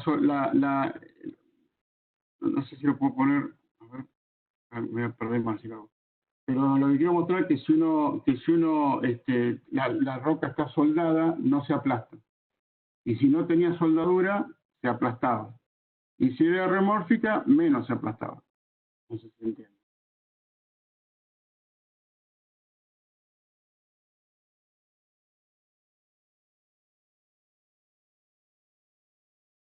¿Estamos? Bueno, entonces la próxima pregunta la hace Yamil Farías y dice si en estas rocas, a partir del uso del radiograma para discretizar unidades ácidas de básicas o intermedias, ¿qué otros registros eléctricos podrían ser de ayuda para definir aquellas zonas de mejores porosidades en estas zonas? Sobre todo si hay fracturamiento asociado. Bueno, mira, una cosa que lo he estado charlando mucho estos días, estos son los perfiles, lo que todos denominamos y todos conocen como perfiles convencionales. Es un perfil SP, lo podríamos poner un gamma ray y un resistivo. Lo que estoy mostrando en la figura, supongo que se está viendo, supongo. Pues no me pierdo si se ve. Bueno, lo que estoy mostrando es que la roca con mayor resistividad justo corresponde a un reflector de alta velocidad. Y luego cuando me voy a la zona más lenta, se diría, estoy metiendo en terreno, me van a castigar después, uno empieza a ver otro tipo de rocas más blandas, ¿sí? Entonces, lo que pasa es que todo esto, en los últimos años, después de haber pasado por otros yacimientos, aprender otra cosa, uno dice, con esto me arreglo, no. Pues yo necesito, en este momento lo que se está usando mucho es tratar de hacer física de roca, con lo cual yo necesito tener los dos sónicos y el densidad, para poder hacer, hasta podría hacerse fases sísmicas. Y luego vos haces un crossplot, bueno, en su momento hemos trabajado mucho con Mario Sigimondi también, y lo hemos trabajado también, lo estamos trabajando ahora en octubre, en la dorsal de Winkle. Entonces, cuando uno puede lograr hacer fases sísmicas, puede entrar a entender mejor y hacer, esto es un cubo de amplitud. Cuando uno lo tiene, ahora estoy trabajando con algo de Mario, que es un cubo de impedancia P, y uno entra con otras herramientas. Entonces ahí uno entiende que necesita otros perfiles. Aparte o sea, yo acá no mostré nada de imagen de pozo, que era lo que usábamos siempre, pero también lo que hacíamos era, digo eso, o sea, sacábamos el plug, después corríamos la imagen, y con Martín París en un momento fuimos al laboratorio porque pasaba eso, que la interpretación de bloques y cenizas se interpretaba mucha fractura y los bloques estaban soldados. No es un bloque y ceniza, no es un brechamiento. Si hay un brechamiento tectónico está todo bien, pero si, a veces las brechas volcánicas están soldadas luego.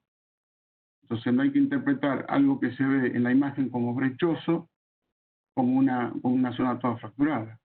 Y no digo que no los haya, porque estoy mostrando la corona donde sí lo hay. Y en esa corona hicimos imagen y se había todo roto también. Podríamos contar las fracturas también. Pero a mí me sirvió mucho, a nosotros nos sirvió mucho porque con esto yo entendía, la mayoría de las coronas que se habían registrado antes, se hicieron en la primera parte, las coronas se hicieron acá, porque cuando entraban veían show de gas y bajaban corona. Y después nos encontramos con que eran reomórficas. Entonces yo entendía, con razón, pensaban que estaba todo fracturado. Porque después cuando me fui a hacer testigo acá, yo hice testigos toda esta zona, y se entendía perfecto el intervalo volcánico. Y son fases distintas con chances de reservorio totalmente distintas. Algunas son sellos y otras son reservorios. La terminación cambia, porque en esta roca, en este yacimiento se hicieron ácidos clorhídricos, fluorhídricos. El fluorhídrico era terrible porque había dando vuelta generalmente en los líquidos de terminación siempre había dando vuelta calcio.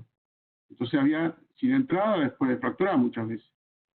Entonces se entendió que había que fracturar y que había que fracturar con una dimensión mayor a la requerida. Muchas fracturas son de limpieza nada más, y acá había que fracturar de otra manera por el sistema poral. Lo que estaba claro es que el sistema poral de baja permeabilidad había que estimularlo.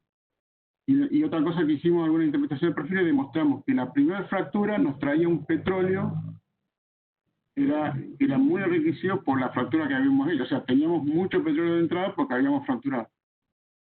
Si no es muy difícil, o sea, pulsar, ensayar, te trae menos que si vos lo fracturás. Ahora, para fracturarlo tenés que estar seguro que tiene hidrocarburos, pero eso tenés que perforarlo de una manera donde la forma de registrar la impregnación de estas rocas, a veces si va con una forma convencional te perdés, porque vos secás la muestra, la vas a ver a la lupa y ya te perdiste lo que estaba en el líquido sobre nada antes. Eso es clave, es súper clave. Por eso destaqué el trabajo también de la gente de Huelloc, porque eso nos ayudó. Logramos un entendimiento con ellos que fue clave para poder hacer las campañas. Hicimos como 10 años de campaña, 40 pesos por año. Nos fue bastante bien. Bueno, perfecto. La próxima pregunta es de Gustavo Regacio y pregunta si hay indicios de fases póstumas en diques que hayan contribuido al sistema petrolero. O sea, para saber, acá hay un tema muy importante que tiene que ver también con muchas discusiones que hemos tenido con otros amigos. Para saber que algo es póstumo, uno tiene que hacer una edad. O sea, yo tenía, en el medio de la corona había un dique andesítico. Y la corona me dio 2,46, pero yo mandamos la muestra del dique y no dio para hacer edad. Porque vos mandás muestras y no todas son satisfactorias para edad. Pues tienen que tener el circón, tienen que tener ciertas características. Entonces, póstuma a este vulcanismo del Triásico inferior no está, no lo vimos en el relleno, por lo menos capaz que está, pero no lo vimos. Bueno, aparte, fíjense que es muy raro encontrar en un yacimiento tantas coronas de estas unidades. Entonces vos decís, bueno, tengo todas estas coronas, trabajo con testigo y trabajo con cuti. Entonces, lo que nos sirvió entender que hicimos un trabajo de un pozo al norte porque queríamos poner a producir la roca ígnea del norte y nos dio otra roca y otra edad. Eso es póstumo, porque es distinto a este vulcanismo. Y la composición y lo que mostré de geoquímica indican que es otro proceso volcánico, diferente a este que estoy mencionando. Porque todo esto es vulcanismo que tiene que ver muchas veces porque cuando yo menciono el tema de intraplaca, lo que quiero decir más que nada, que hay mucha contaminación cortical y eso le entregó mucho sílice al sistema. Y ese sílice del sistema no es una cosa consecuencia de la otra, sino que ese sílice del sistema hace que estas rocas tengan más del 75% de sílice en el análisis geoquímico. Y ese sílice se reparte en fases minerales con alto contenido de sílice, que son el cuarzo y el feldespato potásico. Luego, el feldespato potásico tiene este otro fenómeno, que para nosotros, bienvenido, porque es el que nos genera porosidad y entrampamiento de hidrocarburos. Y no es, o sea, el requerimiento que esté fracturado. Se vio perfecto en las coronas que yo mencioné. Todas esas coronas que yo mencioné, las que eran de soldamiento moderado, el Block-Nash también, fueron reservorios con muy buena productividad. Muy buena productividad, estoy hablando más de 30 metros cúbicos de día. ¿Entiendes? No son. Y después, el fenómeno que pasa en Medanito, que también uno tiene un fracturamiento, una producción de la fractura que uno hace, después tiene una producción de las fracturas naturales que sí las tiene, pero no en una frecuencia que se pueda ver en las coronas que yo mostré, y luego hay una producción larga en la matriz, que puede durar en Medanito 5, 10 o 20 años. Uno encuentra pozos que hace 20 años están produciendo de la roca volcánica. Eso es matriz, realmente.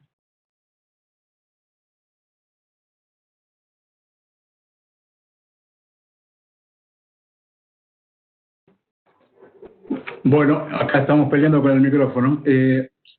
Bueno, Ramiro López agradece, dice muy bueno el trabajo, dice quiere consultar por la distribución espacial de las alteraciones y del fracturamiento. Incluso dice que si preferís puede consultarlo oralmente.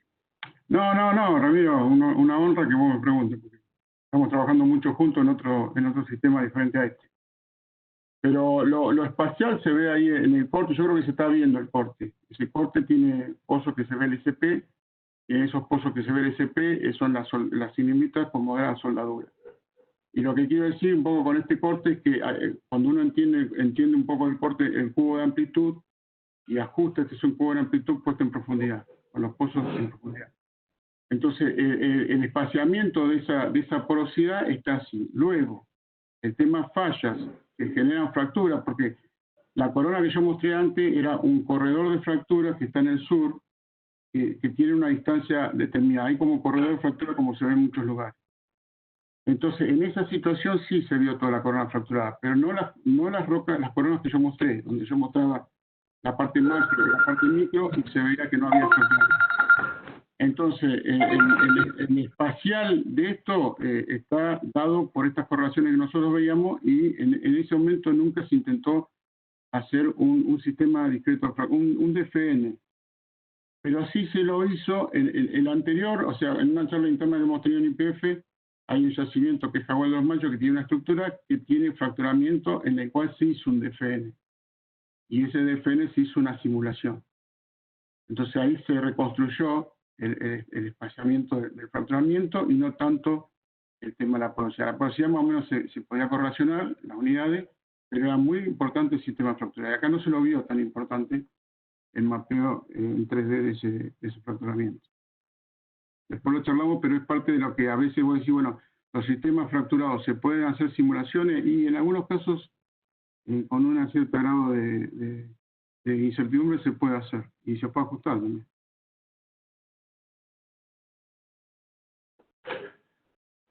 Bueno, a ver, Gustavo Rigacio dice que, bueno, que entiende, pero lo que quería él era saber si tenían ese dato, por supuesto, asociado a una datación. Esa es una aclaración que se me está mezclando con las preguntas, pero como para no dejar pasar más adelante. No, por eso, esta aclaración. Lo que él mencionó, si había algo póstumo, no lo tenemos dentro del relleno. y si había una edad 210, que era una lava que está más al norte, que nosotros la consideramos como post-rift. O sea, todo esto que estoy mostrando acá es parte del sin rift. Y la otra cosa que confunde aquí, cuando me preguntó Octavio, el centro de emisión, bueno, había un centro de emisión, porque muchas veces cuando uno, un ejemplo, bueno, para mirar todas estas cosas, los volcanes IARS en África, hay emigrables que tienen un volcanismo asociado y otros no. Entonces muchas veces, ¿dónde está el volcán en esos emigrables? Bueno, realmente está cercano a las fallas activas muchas veces. En esta situación está alineado más o menos con la falla activa, más al este y más al norte. Y eso es un centro de emisión y genera este relleno. Si era un emigrable o no, lo vimos en 2 o 3 emigrables cercanos que nos confirmaban que lo que estábamos viendo en sísmica, porque la palabra emigrable surge de que si uno lo ve en sísmica o no hay otra forma en el subsuelo de contemplarlo, y bueno, nosotros lo que veamos estaba asociado a las otras cosas que veíamos cercanas. Ahora pasamos a la consulta de Ignacio Conci, y él está preguntando qué técnicas usaban para poder prospectar las fases reservorias. Las técnicas que usábamos fue, o sea, en realidad lo que tuvimos como suerte fue muchos, o sea, yo estoy hablando que en el 2000, o sea, el 99 fue un año sin perforación, 2001 se empezó a perforar, en 2003 empezamos a poner a la unidad Choyoy como objetivo secundario del pozo. ¿Eso qué significa? Que nos permitía seguir perforando después de Quintuco y de Petrolífero. Que podíamos hacer 200 metros más. En ese momento empezamos a recolectar mucho Putin y sacamos algunas coronas nuevas, hicimos testigo rotado. Entonces, ¿cuáles son las técnicas? Son todo lo que tenía de antes, que eran las coronas, porque la análisis se puede hacer en todo el emigrable. A veces cuando no tenés tanto dato no lo puedes hacer. Pero se procesó de nuevo con la ayuda de especialistas, porque en esto vuelvo a decir que la ayuda de Eduardo, después la ayuda de Marcelo Nocio, que son vulcanólogos, no lo hubiera podido hacer, pero yo tuve la posibilidad de todo eso que me explicaban, lo podía traducir con las herramientas clásicas de desarrollo. O sea, a ver con qué perfil lo veo y luego cómo hago uso de las herramientas de perfiles de sísmica. En la forma limitada que tiene un geólogo de desarrollo siempre. Pero sí tuvimos la suerte de poder hacer todos los trabajos de laboratorio hasta imagen, microscopía de imagen, el SEM, perdón, microscopía electrónica. Entonces todo eso nos abrió el panorama de qué sistema era el que producía. Y eso nos hizo cambiar un poco las terminaciones. O sea, se empezó a proponer que si no se hacía fractura no tenía sentido hacer el pozo. Entonces eso sumó costos, pero después fue recompensado por la producción. Entonces, ¿qué técnicas se usan? Es un poco revisar toda la información que se tiene y tratar de... el cutting sirve muchísimo para hacer cortes de gado, pero a veces se necesita la asistencia de alguien especialista, porque están todos estos libros que yo mencionaba, pero uno acá en IPF tiene la posibilidad de usar microscopios en laboratorio, pero a veces no tenés tanto el tiempo. Entonces a veces te ayuda que alguien de la academia que lo pueda hacer y lo van compartiendo juntos.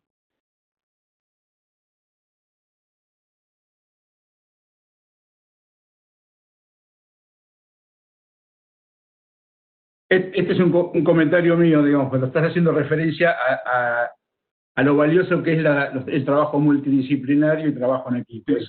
Ese punto es clave y me parece muy bueno que hagas esa aclaración para todos. No, o sea, no se puede hacer primero sin el permiso de una empresa, porque en realidad también es cierto que uno los convence con la producción, no hay otra forma de convencer a que te dejen hacer cosas. Pero luego, en el tema, yo yo tuve que hacer charlas para la gente de estimulación, porque obviamente pasamos, en todo ese tiempo pasamos múltiples procesos, muchas crisis. Me acuerdo cuando hubo una época donde no había ácido clorhídrico en la Argentina, entonces se quería hacer acético, algunos lo recordarán, los viejos. Entonces nosotros decíamos, bueno, los pozos de esta unidad, saquémoslo afuera, hagan estimulación en otras unidades, en otras pozos, porque acá si no fracturados no tiene sentido hacer la estimulación, no tiene sentido hacer la reparación. Eso es lo que nosotros fundamentamos. O sea, si nos quieren convencer de hacer una estimulación con otro producto que no sea fractura y de un cierto porte, nosotros nos negábamos, porque muchas veces cuando se hace la actividad, después te dicen, viste, que no hay nada. Y pero si no hiciste lo que hay que hacer. O sea, ojo, no lo tomen como algo, hoy estaba charlando con una amiga y le decía eso, a veces uno tiene que saber negociar con otros sectores. Pero todo esto habla de la dinámica de todo un equipo de trabajo en desarrollo, la gente del yacimiento que implementa, uno se acerca, porque a veces los que implementan son otros, y cuando uno se acerca y se forma una... Yo sentí muchas veces en este yacimiento el tema de equipo de trabajo, tanto el que estaba en la oficina acá como el que estaba en el pozo. Y a veces también concurríamos al pozo porque con la gente de control sólido era fundamental, porque la forma de mirar estas rocas tenía que ver con ciertas explicaciones que hacíamos en pozo. Bueno, acá está, Lucas hace la pregunta de Lucas, no tengo el apellido, me parece como Lucas, nada más que dice, ¿cómo influye este sistema de fracturas para la recuperación secundaria? Bueno, acá voy a contar una experiencia personal, que lo estaba hablando a mí con esta amiga, muchas veces estos son, o sea, cuando uno dice que no tiene fracturas y que no hay, y que la permeabilidad es 0,1 o 1, perdón, está diciendo no es un reservorio apto para ser secundario. Sin embargo, cuando uno produce el pozo, y el pozo produce con muy buena productividad, o sea, hablar de entre 30 y 60 metros cúbicos día, sabe que el sistema está produciendo bien. Entonces, yo venía de otra experiencia muy importante que había sido Puesto Hernández. En Puesto Hernández, cuando yo empecé a trabajar, ya tenía una secundaria hace muchos años hecha por YPF, yo trabajé ahí en Compan, y en ese momento, cuando encontramos a Vile hecho por YPF, tenía una secundaria que era periférica. Y luego se hicieron mallas centrales. Entonces ya en la periférica había levantado la presión del reservorio. Y las mallas centrales en Avilés funcionaron muy bien. Luego pasó el fenómeno que yo estaba, creo que ya estaba en Neuquén, de Rayoso, donde pasó lo mismo. Se hizo una periférica para hacer disposal del agua y se lo puso a 4 distanciamientos de los contactos de la capa 8, que era la capa más baja que tenía Rayoso. Y también funcionó. Acá hicimos un intento de los pozos que se habían aumentado el corte de agua en el borde, en la zona ya cercana al contacto de la roca, y empezamos a tener una leve respuesta, pero no fue convincente. Inyectamos con agua dulce también en ese momento, porque nos parecía que podía ser perjudicial. No hicimos las pruebas que se hacen siempre, compatibilidad de agua, movimiento fino, etcétera, etcétera, porque tampoco lo daba el sistema por ahí. Pero sabíamos que si era un fracturado podía responder si yo inyectaba desde el agua. Esa fue la única experiencia que hubo. O sea, no sería recomendable hacer malla, eso es lo que digo.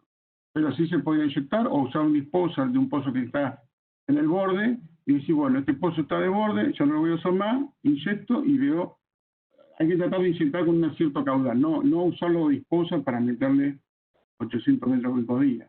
En Rayoso, en Puesto Hernández, se pudo hacer eso, o había pozos de 800 a 1200 metros cúbicos día, pero tenía otra característica del reservorio y eso resultó en beneficio de la formación Rayoso en Puesto Hernández.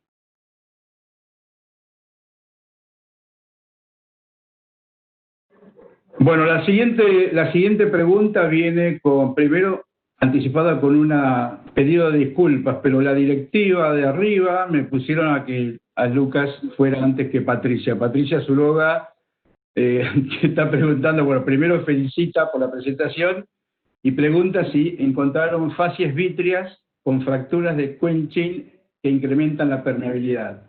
Y si al menos esto lo hemos visto en la serie Tobinse.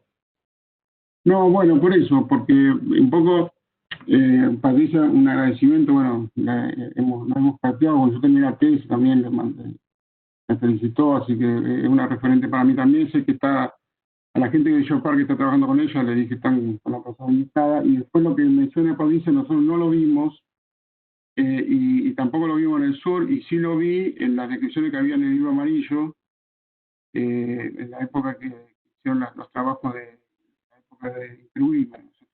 Interwin, que trabajó también Eli Rodríguez en todas las coronas que había allá en el sur, y Leo Tórtora también, y yo veía ese fenómeno. Nosotros no lo vimos, por lo menos no vimos ese Kenchi.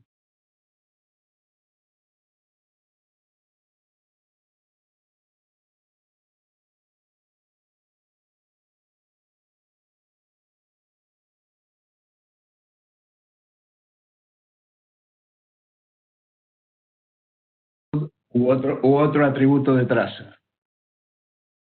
¿Cómo? No entendí la última parte.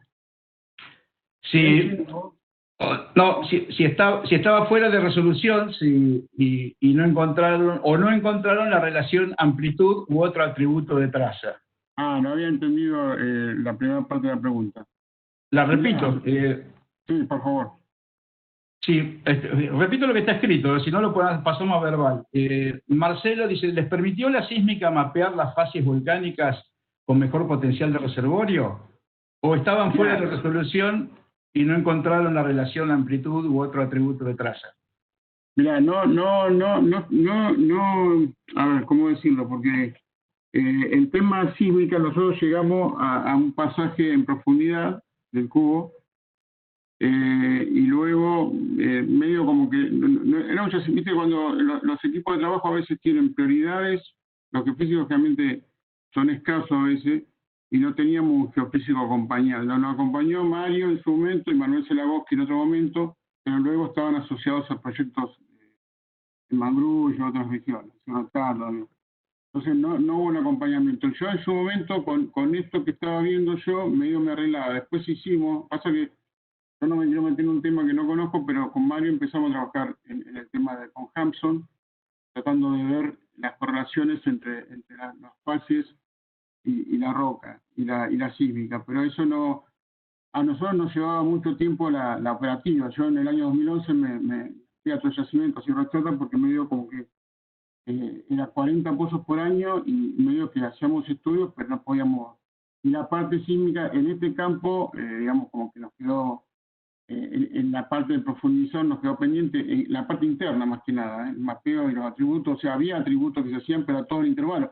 Yo no estaba muy de acuerdo a hacer atributos a todo el intervalo. Yo quería hacer cosas. Fíjate que ahí se ve un poco la correlación que nosotros hacíamos, y cuando yo mostraba estas correlaciones me decían, no se puede trabajar así. Lo puede dar válido. Fíjate cómo es la sísmica y fíjate los niveles que yo estoy mapeando como intervalos, y es muy difícil trabajar.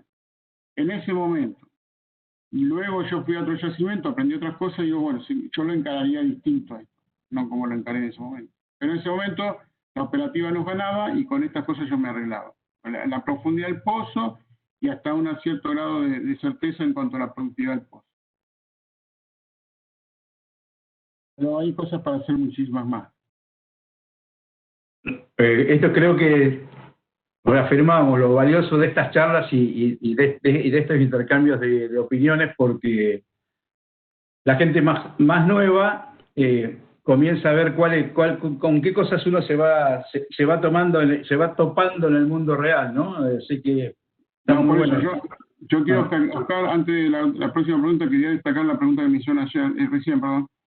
Porque una de las ideas de estas charlas, esto está hecho entre el 2003 y el 2011, por lo menos la tesis terminó en 2015, pero yo me retiré a otro yacimiento y pude terminar la tesis, porque había mucho trabajo operativo y estábamos nosotros a cargo de todo el trabajo operativo. Pero el espíritu de esta charla, yo le decía a los chicos en la comisión de simposio, es que no solamente sean expuestas cosas volcánicas, sino a nosotros acá nos faltó mucho de la parte sísmica. Y también muy interesante, con lo que aprendí después en otros lugares, la parte geomecánica, porque las rocas son frágiles. O sea, hice algunos trabajos de geomecánica con gente que me ayudó, y dentro de cada unidad hay un frágil dúctil para analizar en la unidad. O sea, yo no puedo analizar vaca muerta con tornillo. Tengo que separarlas en dos y ver lo frágil y dúctil de cada unidad. Entonces, en la unidad volcánica, que se ve acá claramente, hay claramente una forma de trabajar con geomecánica para saber qué es frágil y qué es dúctil. Entonces luego, si yo lo analizo con corredores de fractura, sé cuál es la roca que va a tener más chances de romperse y cuál no. Pero tengo que ir a buscar los corredores. Es importante no pensar que la roca va a estar fracturada naturalmente en todos lados. Va a haber regiones donde va a estar fracturada y yo justo saco la corona ahí, pero yo me puedo alejar de ese corredor y capaz que no está tan fracturada. Eso es lo que quiero que se entienda. Entonces hay una componente que alguna gente ya ha trabajado. Yo creo que en Geopar ya están trabajando en algunas cosas, por lo menos con Wilfredo lo charlé en un momento, para ver la posibilidad de que alguien de geofísica o alguien de geomecánica intervenga en estas ideas. Nosotros trabajamos con Martín París en el basamento de Guanaco, lo publicamos en la IPC el año pasado, lo presentó él, y trabajamos mucho el tema de fracturamiento, y él metió el tema de las fracturas con estrés, o sea, críticas por estrés. Entonces ahí pudimos ver en Guanaco algunas cosas que no nos impactaron después cuando perforamos un pozo nada más, pero pudimos hacer una imagen y poner algunas ideas.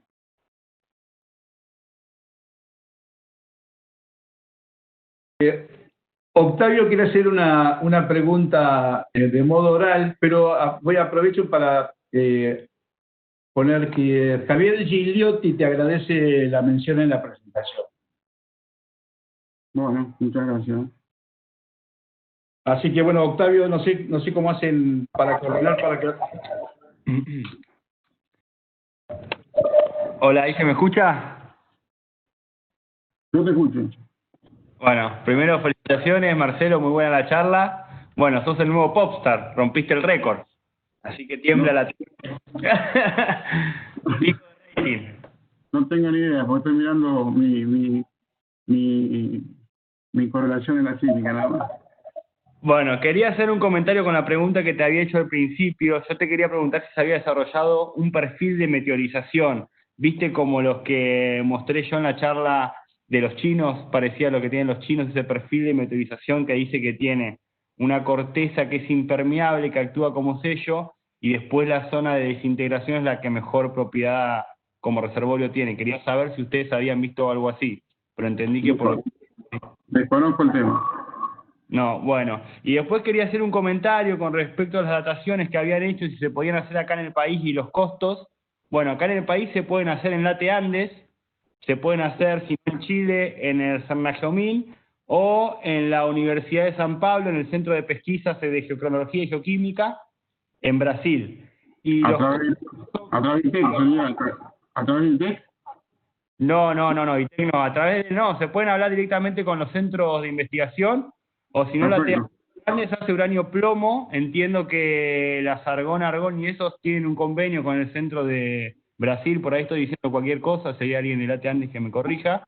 Pero bueno, algunos precios para que tengan una idea.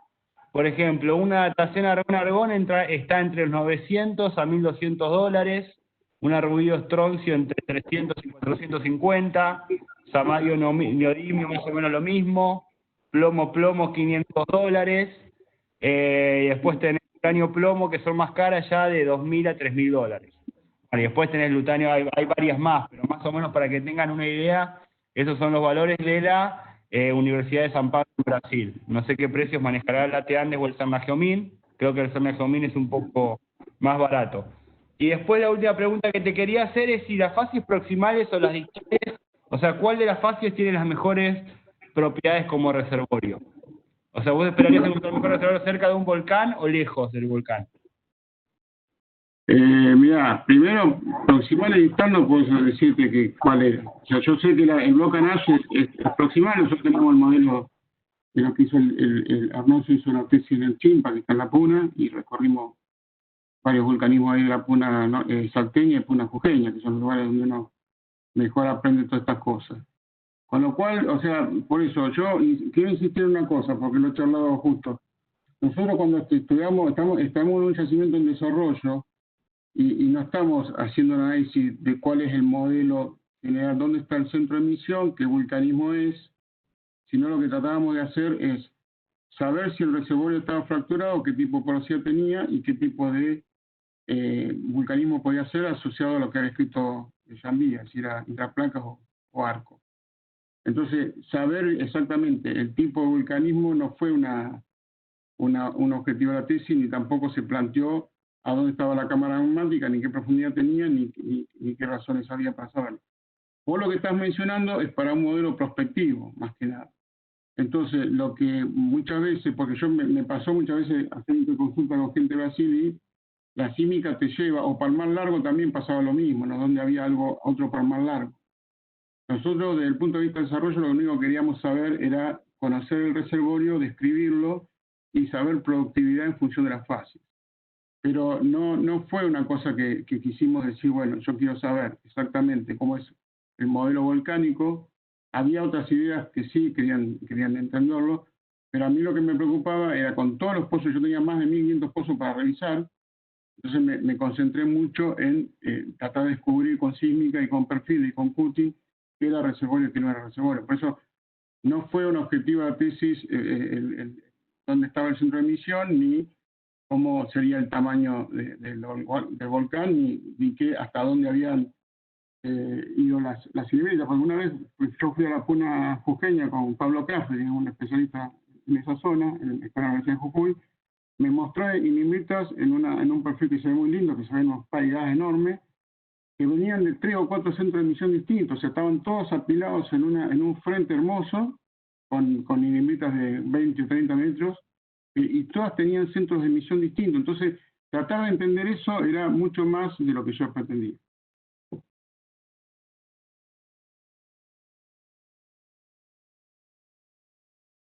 Respondida la consulta de Octavio, acá Matías Hirsch está preguntando qué fenómeno sucede en la zona de Pinchao de la petrolífera y el auto estructural que normalmente no está perforado. Dice caso Banderita Este y Alto del Jagüel. Banderita Este y Alto del Jagüel. Jagüel de los Machos, sí, Alto del Jagüel no se pone. Banderita. Bueno, lo que yo saqué de la presentación esta situación en la cual el carrier estaba nosotros obviamente fuimos a perforar en situaciones donde tenía el carrier por encima de un alto volcánico, entonces perforamos, estaba toda la unidad, yo no tenía, porque esto pasado al sur es lo que se denomina un alto pelado, o sea, si yo no tengo la unidad carrier, lo considero un alto pelado, entonces yo paso directamente, a veces paso de Quintuco a la volcánica, o a veces paso Quintuco, Catriel, o la volcánica, sin tener la petrolífera. En otras situaciones, nosotros más al sur, de Jagüel de los Machos, teníamos la situación de tener un anticlinal del carrier, y dijimos, bueno, vamos a buscar la volcánica que está abajo, apoyando, pero hay un carrier. Entonces teníamos un carrier de 20 metros. Bueno, la volcánica no tenía carga, y toda la carga estaba en el carrier, que tenía cota de agua. O sea, en los flancos había cota de agua, y no tenía carga el carrier. Entonces esa fue una situación que nos dijo, bueno, no busquemos en lugares donde tengo el carrier, tengo que buscarlo por encima del on-lap del carrier. ¿Cómo se produce el on-lap del carrier? Bueno, como cualquier on-lap. O sea, el on-lap está en una situación, no hay es un conglomerado aluvional, intermontano. Entonces no es una situación donde el pinche se va desmereciendo en fase, sino que pueden ser las mismas unidades con conglomerado fino y luego desaparece la unidad. Esa es la unidad. Luego, cuando uno dice, bueno, ¿y cómo se carga esto? Bueno, los eventos que yo mencioné, que le generan carga, tienen que ver con eventos tectónicos que generan un fracturamiento. O sea, entiéndase que yo no dije que los reservorios estos no estuvieran fracturados, sino que nosotros no encontramos el fracturamiento intenso mencionado para estas rocas. Pero el alto volcánico tiene un fracturamiento interno que luego, por fracturas y luego por porosidad, se carga como una esponja. Eso es lo que nosotros decíamos. Esto es una esponja, cargada en muchísimos miles o millones de años. Pero el cargador es el carrier, porque cuando perforábamos encontrábamos la misma cota. Todas estas claramente son elucubraciones. Solamente por saber el contacto de agua y decir, bueno, vamos a perforar más abajo de ese contacto en el carrier, a ver hasta dónde tenemos impregnaciones. Y confirmamos que teníamos impregnaciones hasta la cota del carrier. O sea, en este ejemplo que yo le estoy poniendo acá, perdón, el carrier, el corte está justo hecho, a ver. No se ve.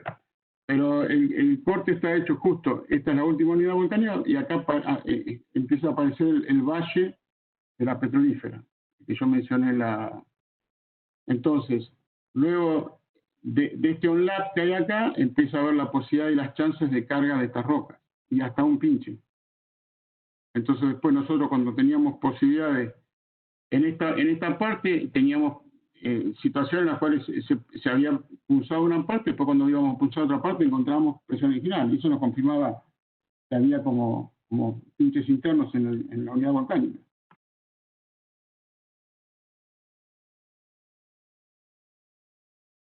Bueno, esto, si bien esto no es una disciplina olímpica, porque lo que tenemos es un horario de cierre de la transmisión, quedan unas 5 consultas. Te voy a dar 2 preguntas que, bueno, vos las vas respondiendo como te parece más cómodo. Una es de Rodrigo Ortes, que dice, con respecto al completamiento, dice, ¿tenían buenos resultados sin estimular o siempre era necesario estimular para tener productividad? En tal caso, ¿qué tipo y magnitud de estimulación? La otra pregunta que creo que quizás ya está en parte respondida, pero igual te la hago, es la que hizo Siegfried o Nielsen, es que si hicieron impedancia acústica, ya que en un X-plot que mostraste impedancia de pozo versus litología hay discriminación. Empiezo por la segunda, que sí. O sea, lo que quise decir yo en un momento cuando mencioné que se empezó un trabajo de sísmica, pero después la dinámica laboral no nos permitía ahondar y había otros trabajos en la anterior empresa donde yo trabajaba, había obviamente otras prioridades y nosotros veníamos con campaña que los pozos eran 40 pozos por año y sí o sí se hacían. A veces había un pozo tipo que se generaba y medio se cumplía con o se terminaba cumpliendo con la suma de las producciones de los 40 pozos. Eso nos pasaba. Y las producciones que, en algunas regiones nos daban muy bien. Y con respecto a la primera, ahora me olvidé la primera. O sea, lo que quise decir yo, que la química sí, pero no se profundizó. Hay muchas cosas para mejorar y en ese tiempo que se hizo, se quedó en el camino, se veían los croplos bien. Con esos croplos yo estoy mostrando esta imagen y esta imagen me está diciendo que las rocas reservorio justo ajustan con la parte lenta, digamos. Si yo hiciera impedancias, no tenía un cubo de impedancia ampliada, pero si yo lo hubiera hecho, hubiera tenido mejores resultados. Igualmente los resultados no fueron malos, porque la práctica que íbamos haciendo nos iba ajustando. Y la primera que dijiste, que, a ver, recordame la primera es de Rodrigo Ortiz, que pregunta con respecto a la completación, si tenían buenos resultados sin estimular, o siempre era necesario estimular para tener productividad. No, bueno, acá me pasó, y justo estaba hablando de nuevo con una amiga, y sí o sí había que fracturar. O sea, estos reservorios no se pueden, o sea, ¿qué nos pasó? En el campo había un montón de punzados sin entrada. Un montón de punzados sin entrada. Y en las etapas que yo mencioné, se le hizo ácido clorhídrico y se le hizo ácido cítrico en una época. No me acuerdo si esta unidad, pero el ácido cítrico circuló en no, acetona, no me acuerdo si era cítrico, no, estoy mintiendo. Pero era otro ácido porque no había clorhídrico en el mercado. Era otro ácido que querían probar. Entonces, en un momento cuando estudiamos todo esto, dijimos, ningún ácido es efectivo. Ningún ácido es efectivo. Cualquier ácido que hagamos lava cemento. Porque la roca no se va a lavar, no se va a reaccionar a esa estimulación. Entonces, después empezamos a estudiar con qué fracturamiento había que hacerlo y empezamos a definir que en el orden, o sea, no soy especialista en estimulación, pero siempre peleábamos las bolsas y decíamos, bueno, sí o sí, más de 700 bolsas. O sea, nosotros habíamos logrado un pozo tipo tener 4 estimulaciones, 2 las hacíamos con 300 o 500 bolsas y otras 2 con 700 o 900. Entonces seleccionamos, en muchos pozos fueron objetivo principal en la unidad volcánica. Entonces seleccionábamos por perforación y por correlaciones a cuál le íbamos a asignar esas fracturas grandes y a cuál le íbamos a asignar las fracturas chicas. Con una persona muy querida que trabajaba en estimulación, había hecho un curso y me dice, Marcelo, tenés razón, en realidad no habría que estimular, habría que ponerle cargas de dinamita. Porque lo que había que lograr era vencer esa permeabilidad original que tenía el reservorio. Ahora el reservorio demostraba estar cargado. O sea, nosotros cuando lo perforamos, cuando sacamos corona, la exudación de los testigos muestra claramente que exuda por poros y esa exudación o las manchas que se ven en las coronas te está indicando una porosidad que luego, si está asociada a una fractura mejor, pero el reservorio estaba cargado hasta una cierta cota y eso era clave. Entonces la fractura era indispensable y convencimos a toda la gerencia y a la gente de estimación sí o sí fracturar. Si no se fracturaba, nosotros estábamos en contra de hacer la estimulación o hacer la perforación si no se podía hacer estimulación con fractura. Perfecto. Pasamos ahora a la consulta de Néstor Ruiz, que pregunta si hacer coronas orientadas ayudarían a determinar la dirección preferencial para hacer pozos dirigidos en esa dirección.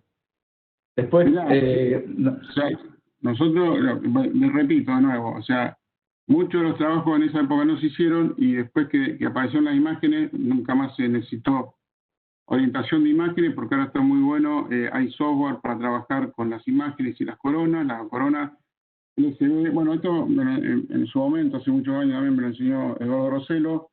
Las coronas conviene mucho fotografiarlas cada 90 grados antes de hacer el eslaveo.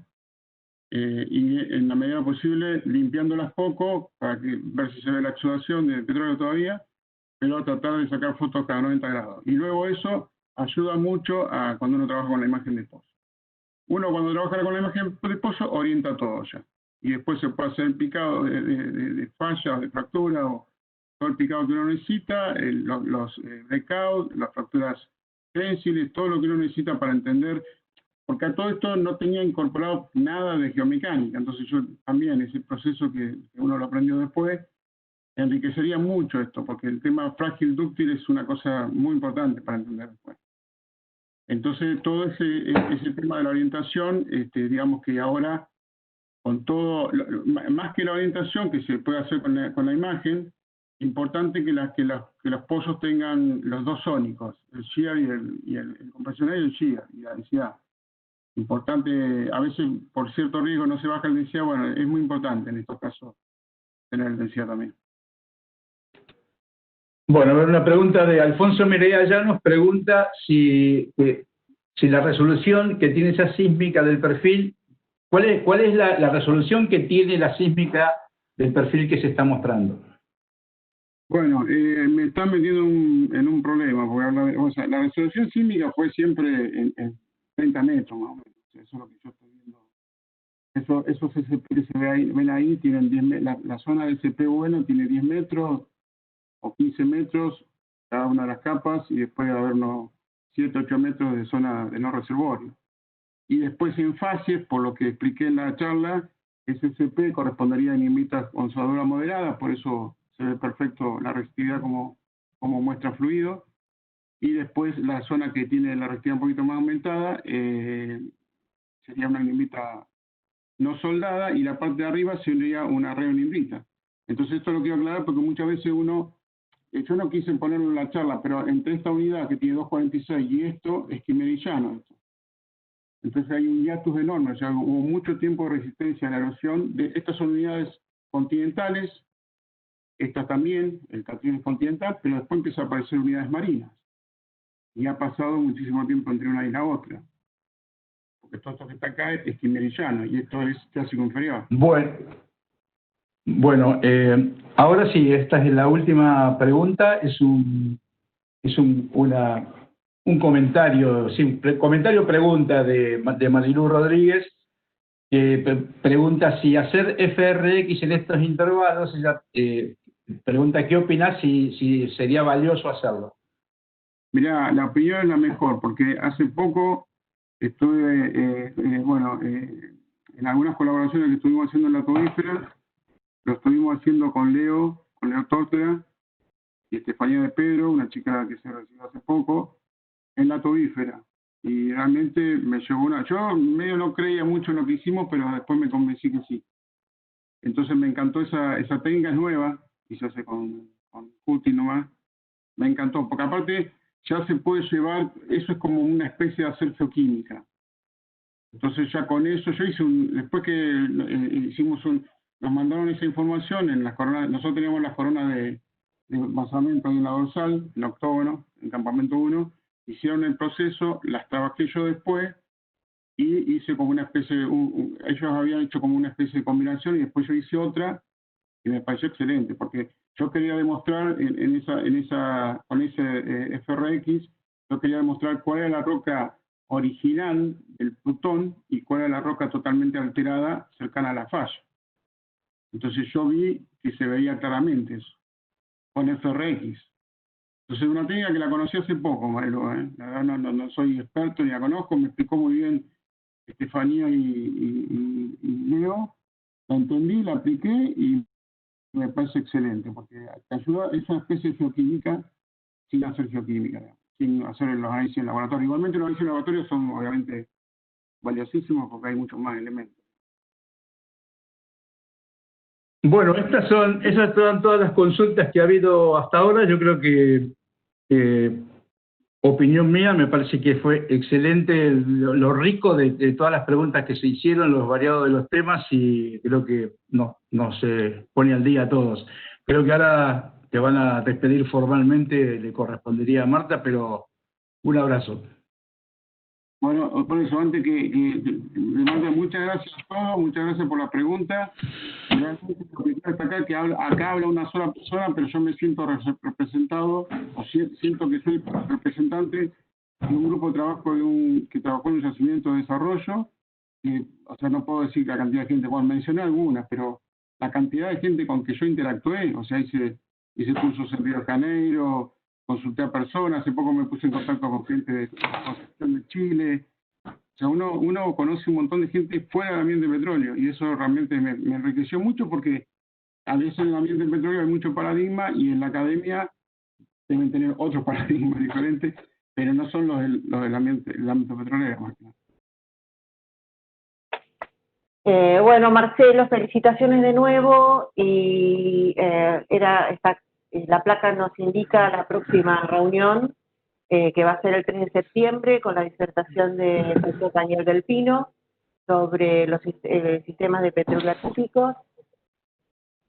Y bueno, desde ya agradecer a todos los que escucharon y los que preguntaron, y la verdad es que es un lujo tener a Marcelo acá contestando todas las inquietudes. Se pasó volando el tiempo. Los esperamos. Igual la semana que viene siguen las otras charlas de la comisión, así que todos los jueves vamos a estar aquí en la web del instituto. Muchas gracias, y los mantendremos informados, y el que requiera la presentación la pide por mail y se la mandamos. Muchas gracias, que tengan buen día y cuídense mucho.